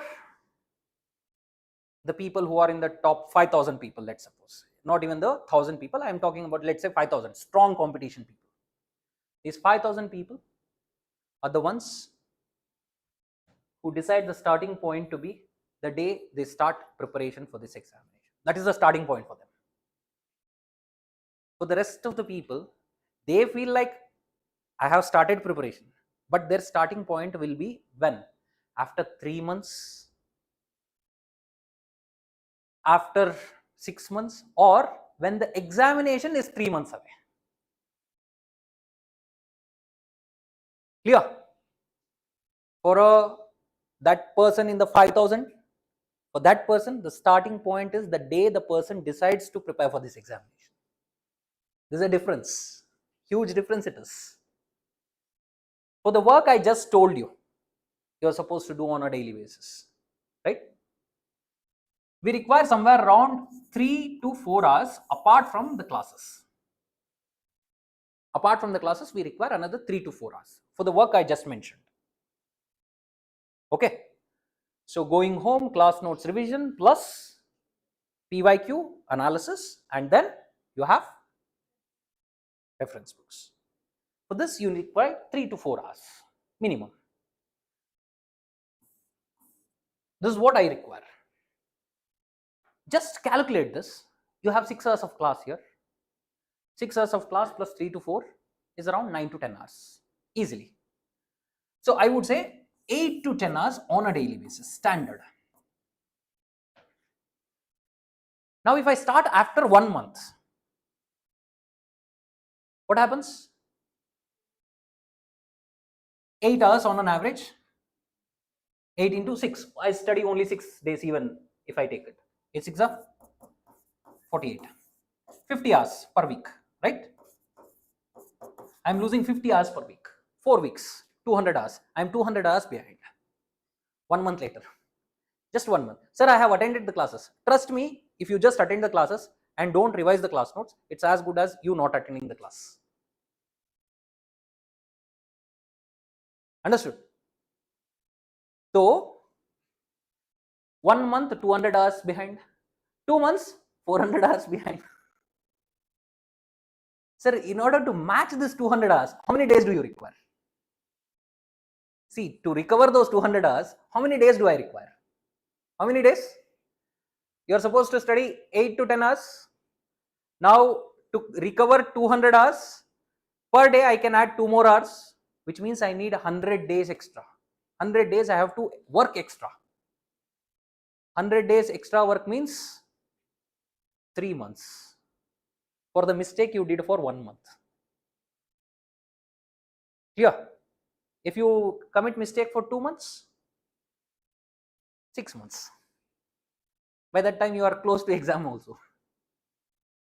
So do not do this mistake. Start running from day 1. Small progress, small steps. These are all small steps, small things. It's like interest. You know compound interest? Yes? It works like that. Knowledge works like that. It compounds. So every single day if you are doing, that itself becomes extraordinary. Understood? Okay. So this is the work you are supposed to do for the next 1.5 months, 1.5, 2 months. After 1.5, 2 months, you can start writing the answers. Right? Now, every week, weekly, you have a Saturday or a Sunday. Saturday or a Sunday. This is the day I am going to utilize for what? What am I going to do on that day? Revision of the entire week, maybe, or there is another option for you. You can do one more thing. One of the days you can go with one subject of any one subject, whatever has been done till this point in time. Say for example, this week I am going to focus on polity. This Saturday. Next Saturday is going to be geography day. Everything that has been done in geography so far. Next to next week, we are going to have probably economy. So I am going to change this full revision per subject. Clear? Either you can go with this or you can go with weekly revision. But the problem with weekly revision is you are going to focus only on that week's content. You are never studying the subject as a whole. When you go with this approach, you are studying the subject as a whole. See, these are all very small things, but they are going to have very huge impact. Done? And Sunday, do not do anything heavy maybe. This is the day you can keep for anything that you have missed in the entire week. Basic things that you are supposed to do. If you have missed anything, keep Sunday for that. Clear? So this is your regimen. This is what you are supposed to do. And every week, throughout the week, every day or every 2 days once, you have to update your profile. This is about the accountability mechanism I was talking about.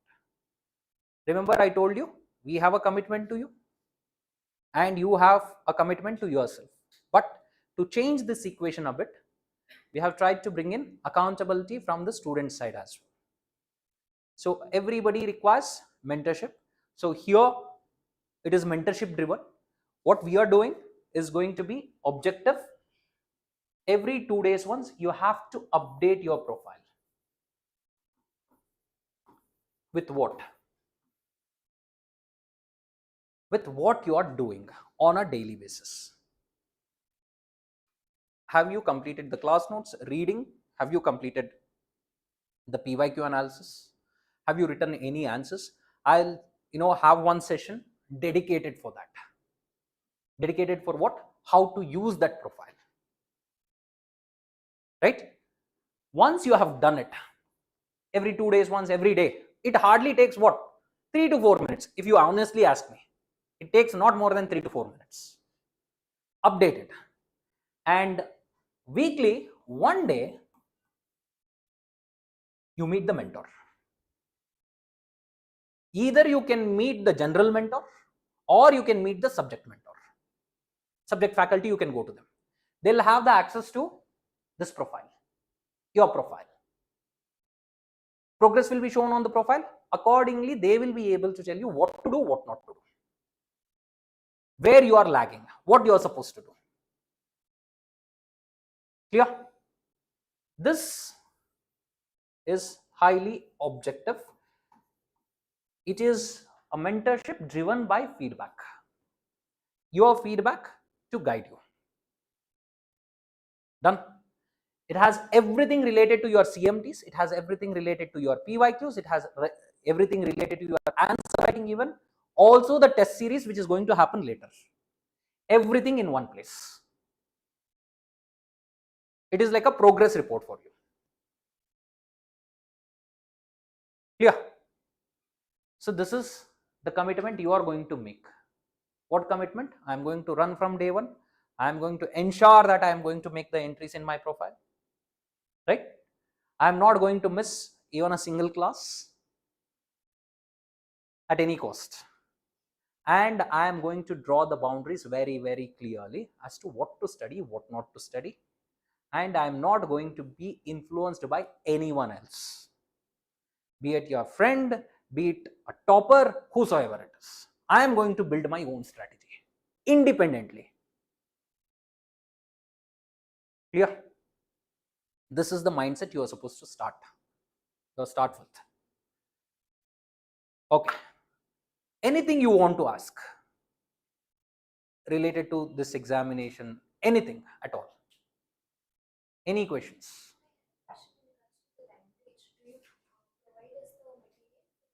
Not required. It's not required. See, my suggestion is that how many of you here are from who are taking Kannada as a language?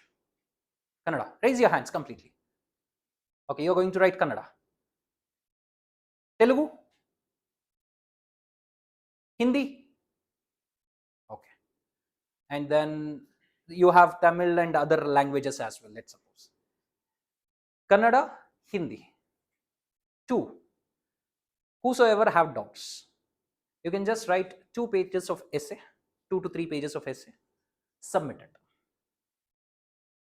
Put your name on the paper, submit it, it will be evaluated and you will be informed as to what is to be done.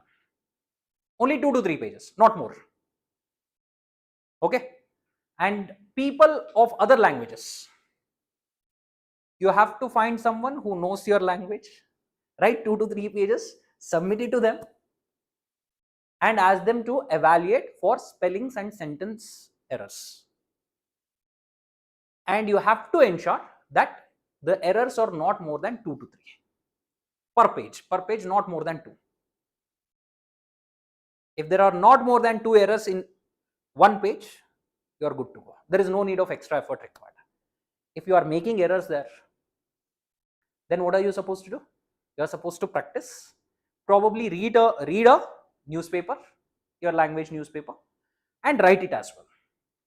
Read, write, evaluate, self-evaluate. Do it for a period of 1 month, you are good to go. That's all. Nothing extraordinary is supposed to be done for that. Okay. Rarely do people fail in that paper. Rarely. But people do fail. That is also there. 99.9% of the people don't fail. 99.99% people don't fail. There are candidates who fail in that also. They have done all the hard work. They have studied, general studies. They are in the, they are in what? Mains examination. But they fail in the language paper. Okay. That's because, again, negligence. Clear? Yes. Next. Online people. Anything? Yes. Yes, sir. Who was it? How to revise, whether it be class notes or reference notes. Like in the first process, we are putting some courses. Right? In the next subsequent process, what is the methodological approach we follow while revising the notes? See, there are multiple ways you can approach these subjects, right? Multiple ways you can adopt. Either you, while writing the class notes itself, this is the page. I would prefer a student to have a class notes which is of that nature. You have the spiral binding, right? So with the spiral binding, which is having the A4 sheets with proper margin, right? If it does not have a A4 sheet with a margin, I would say dedicate somewhere around 33% of the space, leave it empty. This is the first approach. Leave 33% of the space empty. Whatever notes you are writing, write it here. Here, that 33% space that you have left, what is it for? This is for adding the content from your reference books. Just the keywords. With this, what happens? You have one master copy for a subject. A single master copy for the entire subject. This is one approach you can use. Next time when you are revising, say Saturday is your revision day, you have to just open one book. Why? Because you have already transferred the stuff that is there in the reference books to this. If something is there in the PYQ, you have done the PYQ analysis as well. Transfer the PYQ as well here. Right? Just the PYQ reference. On this part, PYQ has been asked. So you just mark it as PYQ. Right? On that concept, you mark it as PYQ. Clear? So this is one approach you can use.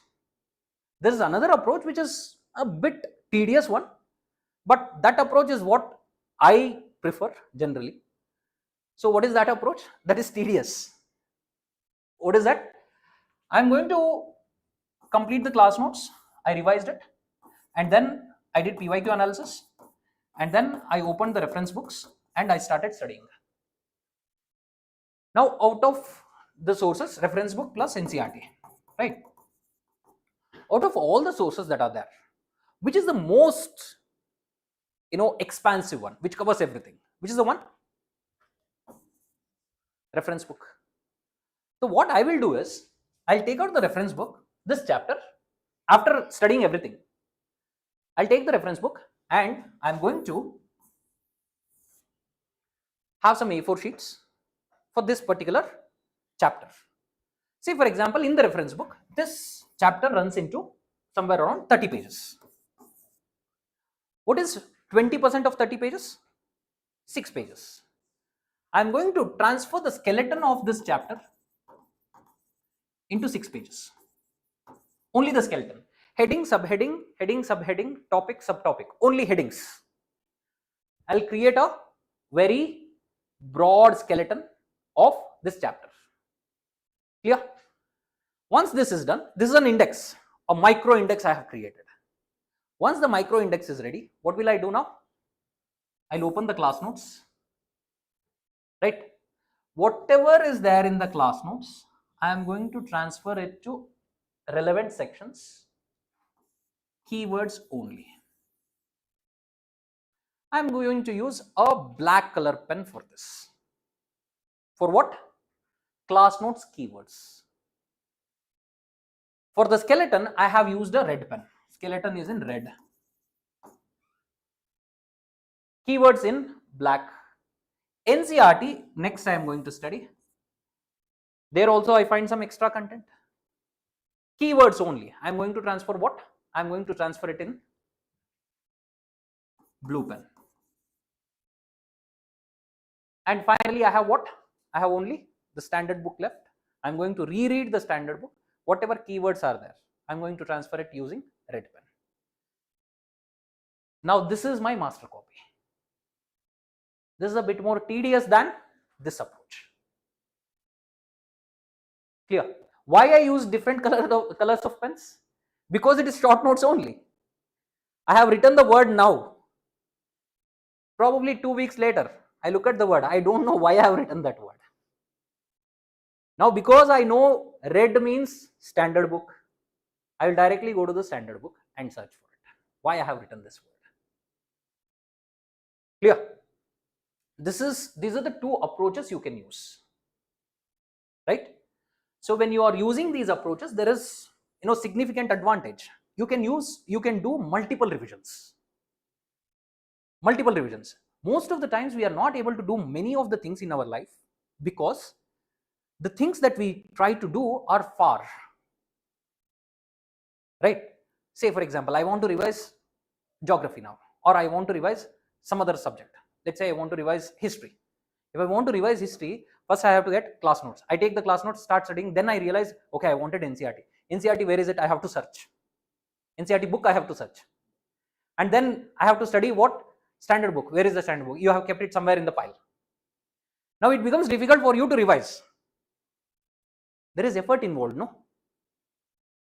So on the other hand, so searching in the book also is difficult. Every time you want to revise one chapter, you have to open 3 books. It is tedious. On the other hand, if you have one place to revise everything, it becomes easier.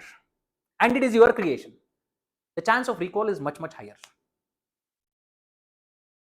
Clear? You can adopt either of the one approach to make your notes. Which one is easier for you?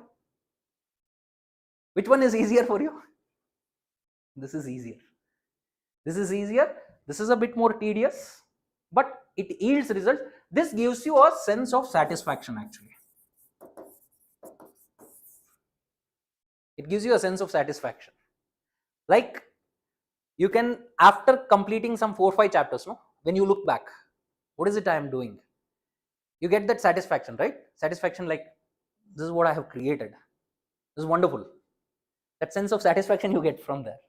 This one, it's like everybody is doing the same thing. Okay. 2 approaches. Clear? What is next?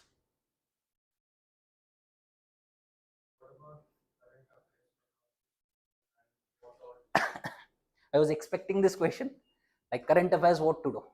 So that's the elephant in the room, what to do with current affairs. So how much focus we are supposed to pay.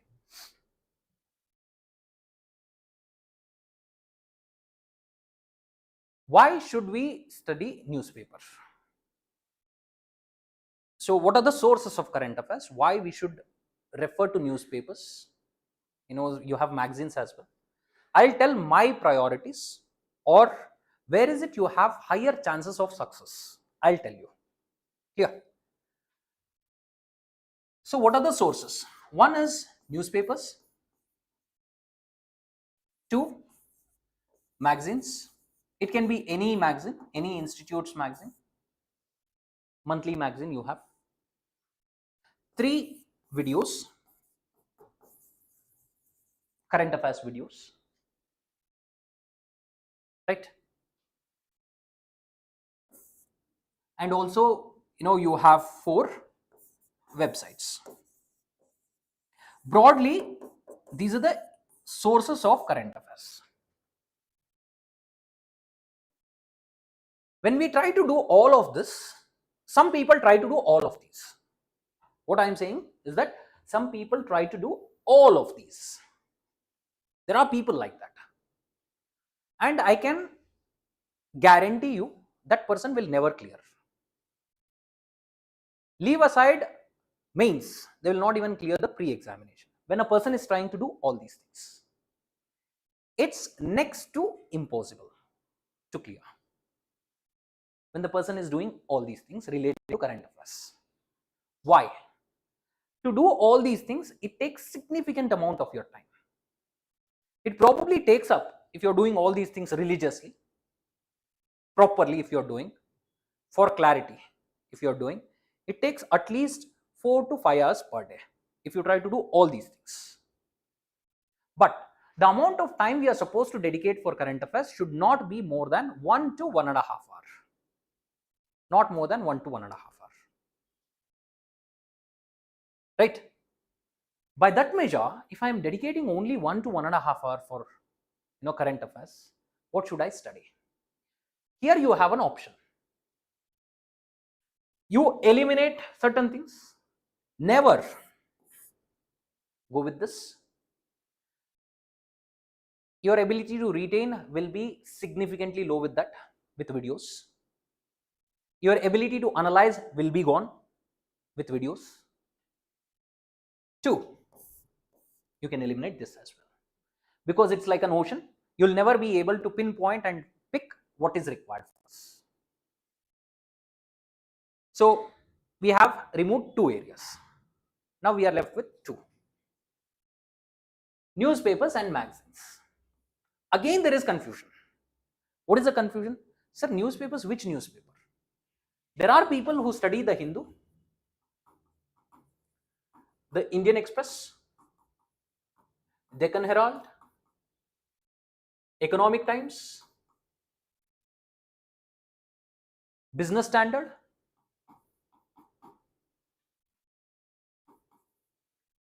People actually refer to all these papers.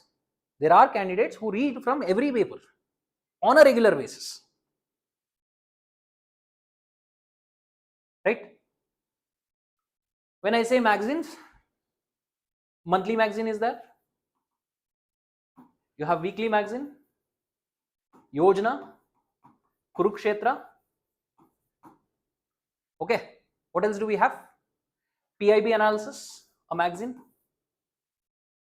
Done. Anything else? Anything else? Down to earth.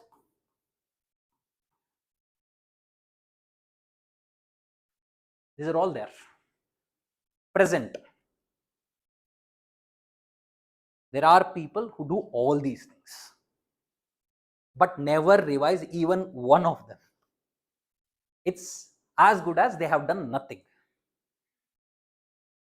Our aim is what? I will study only that much which I will be able to revise. Practically, only study that much which you will be able to revise later. For this, we have to be very, very selective. What am I going to do? I'll give you 2 options. Whichever is suitable for you, you choose. Both are workable. Both are workable. Either the Hindu or the Indian Express. From one of them, any one of them, not both, any one of them, this or this, study the editorial every day.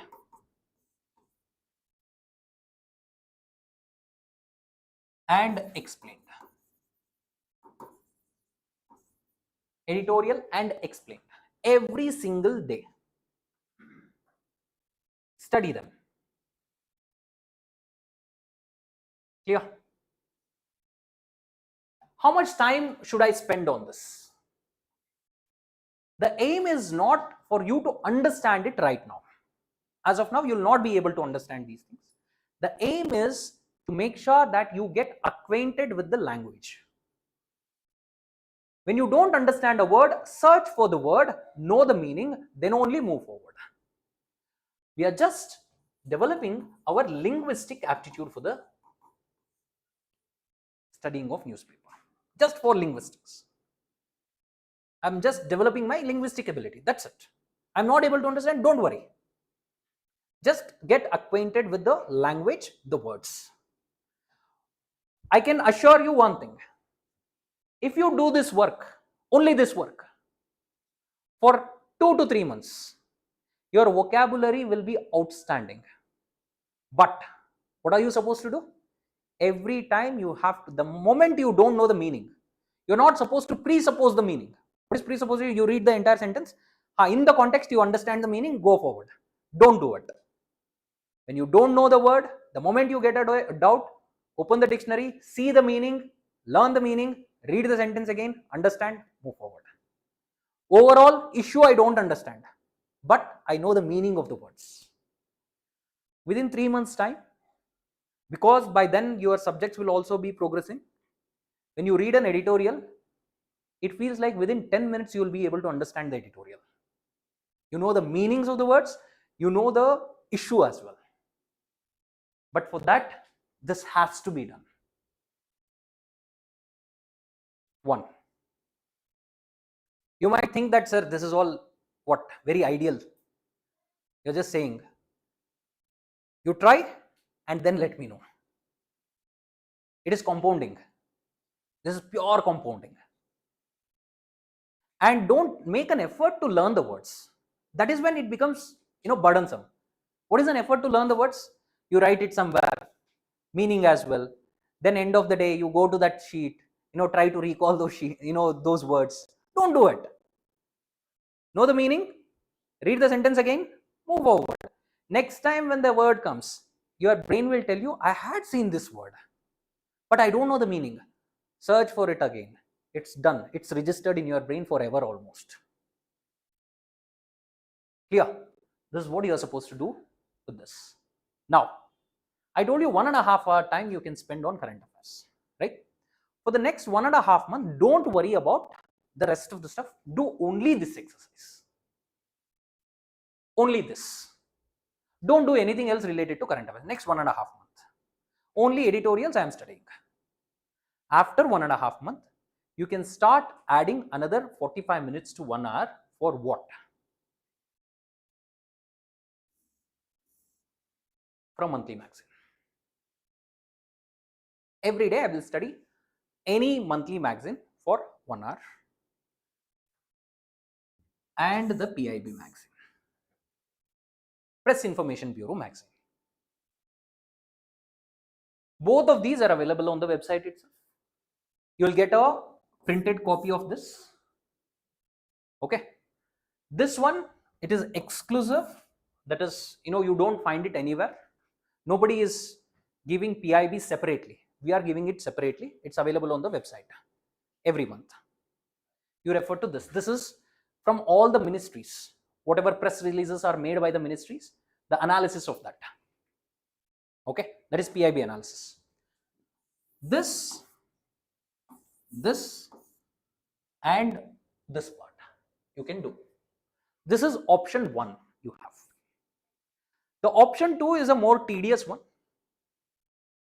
It is a more tedious one. However, if you ask me, which one gives you guaranteed result? Guaranteed result related to current affairs. I would say the second option. But it's a difficult one. Should I tell? The difficult one I'll tell you. For this, you have to prepare your own notes. You have to remove this one. One newspaper only. Solid one newspaper. Right? Solid one newspaper. I am going to write everything. But I am going to do, this is madness. What is madness? Preparing my own notes is madness. But if there is a method to the madness, it works. What is the method to the madness? So we have to somehow build structure for it. If we infuse some structure to what I am doing, it becomes easier, right? There will be a method to it. So what is that method? This is option 2. Okay, you can use the first method, but if you want guaranteed, current affairs orientation, proper orientation, this is the second option. So I have only one paper to refer to, Indian Express, plus I am going to refer to PIB magazine. This is compulsory. Only 2 things I'll do. What will I do with the Indian Express? Next 1.5 2 months, don't worry, right? After that, I'll have a file. Have you seen this sectional file?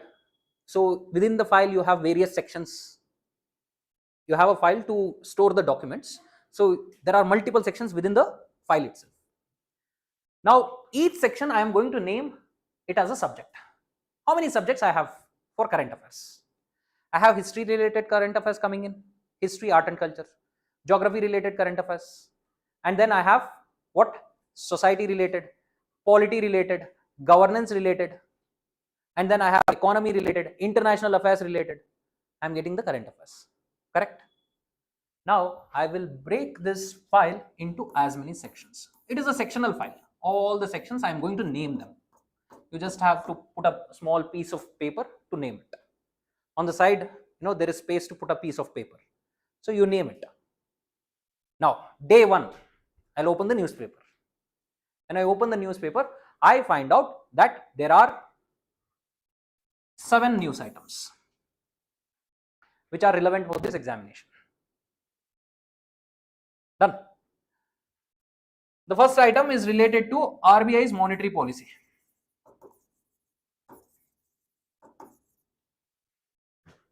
Second item, this is what? This is economy.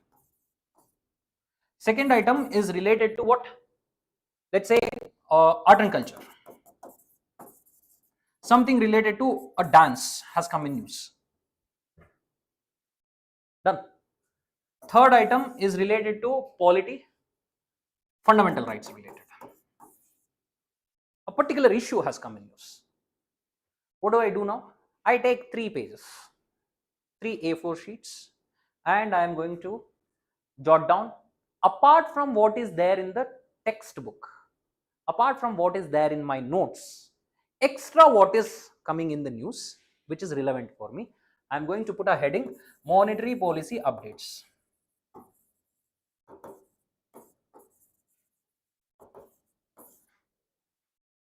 And I am going to jot it down. Okay, this is the update that has come. 3 lines, 4 lines, that's it. Rest of the stuff is there in my class notes. Background, everything is there in my class notes. Done. I do the same thing for everything. 7 sheets go into 7 different sections now. Now, after 1 week, again, something related to monetary policy came in news. What do I do now? I clearly know I have already done something about it. Even if I have forgotten, I just have to go to the economy section, pick up all the sheets, check what I have done so far. With this, what happens? You clearly recall these are all the things I have already jotted down. It's a revision. Remember, it's a revision. Without even realizing, you are revising it. Now, when you go to the monetary policy page, you add an update here itself.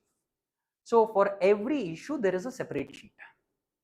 By the end of the year, you will have a solid 700 to 800 pages notes. And that's going to be like your super savior. A person who is going to study 300 pages per month for current affairs, along with all the other work the person does, referring here, there, everything the person has done. Clear? That person would be studying how much? 300 pages per month. 300 into 12, how much is it? 12 3s are 36. 3,600 pages of content against your 800 pages content. Okay? I can give a guarantee that you will be able to get better score in current affairs than that person. But this takes effort, super effort. But if you are able to pull it through, nothing like it. There is no replacement to this. Clear? Now it's up to you whether you choose the easy route or the difficult route. Sir, what is this, sir? You should have given one option. I never give you what? I'll never make a decision for you. You have to choose, because it's about decision making. This examination is about decision making. Clear? Anything else? Next. What next?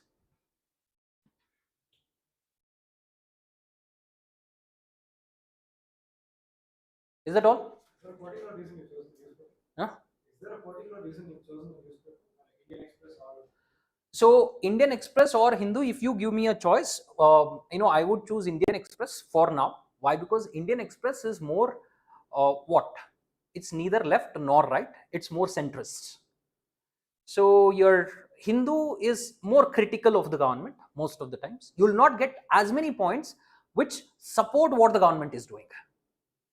Right? So you are going to get pro-government articles as well in Indian Express. That rarely do you find in what? Indian Express. Sorry, in the Hindu. So that is the reason. Next. So am I asking you to drop the Hindu newspaper?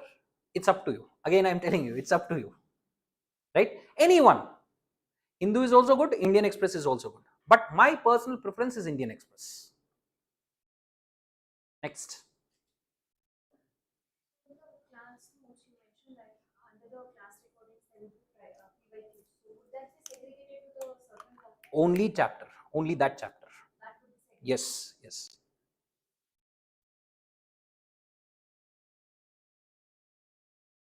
That's it. Anything? Yeah. Yeah. Anything? Nothing. Done. So ready to start. What's your work today? What's the work you have for today?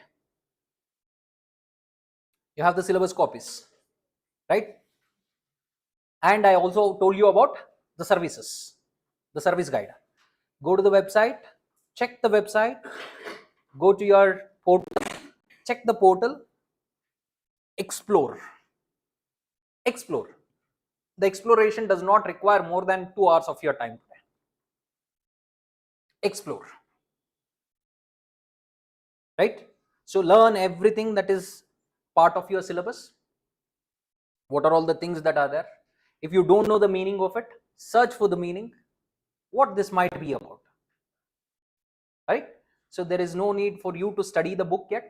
If you still have time, so if you are all too enthused to study something, you can study. 2 books are there. I don't know if I have suggested some of the students already to study these books. Which are the 2 books? Politics in India Since Independence.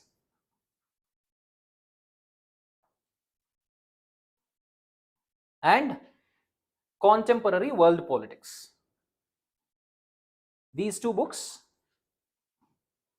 are present as NCERTs, class 12. These 2 books you can just keep studying till your actual classes start. Okay. So you have certain sessions going forward. Some of them will be related to what? The subject introductions. And there will be one session probably related to what as I told you, mentorship session. How to use the mentorship sheet, right? Or the profile. So that will be there as well. Clear? Shall we leave? Yes? All the very best. Any queries you have, just pass on the question to the front desk. It will be sorted. And do not commit the mistake of searching for anything, any information that you need on your own, on Google, YouTube, elsewhere. Draw clear boundaries. These are the people I am going to ask. I will follow their suggestions. You select who are those people, 1 or 2 people, not more than that. Don't go running to every faculty, every mentor. Select, be selective. 1 or 2 people I am going to listen to. Books, these are the only ones. We'll make a book list. I will take the session. Okay, I'll take the book list class. Subject by subject, I'll give you the books, including the NCERT. If you have any doubts related to, you do the research today, right? What are all the books that are available for the subjects? You do the research. On that day, when I take the book list class, if you ask me, sir, can I replace this particular book with what you are, what you are suggesting? I'll tell you whether to replace or not. And on that day, when you do the replacement, you are not supposed to change the books, right? You are going to swear on the books that you are not going to change the book. Understood? So you are going to make a swear, like you are going to make a pledge like this. I am not going to change you. If I change you, I will not be able to answer any of the questions that come from this subject. Right? That's a promise you are going to make. When you stick to such promises, when you make such, you have to have a lot of conviction for that. And Instagram, banned. You have to ban from your end. We can't ban it. Right? All social media, get out of it. Any place that makes you feel like you wanted to be there, stay away from it. You want to be like that, stay away from it. You are a different person from now on. Clear? So you are going to have WhatsApp,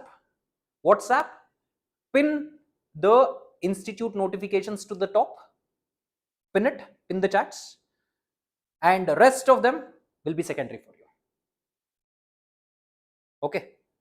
So if you ask me, sir, if I follow this method for current affairs, then institute magazine, what am I supposed to do? It's up to you.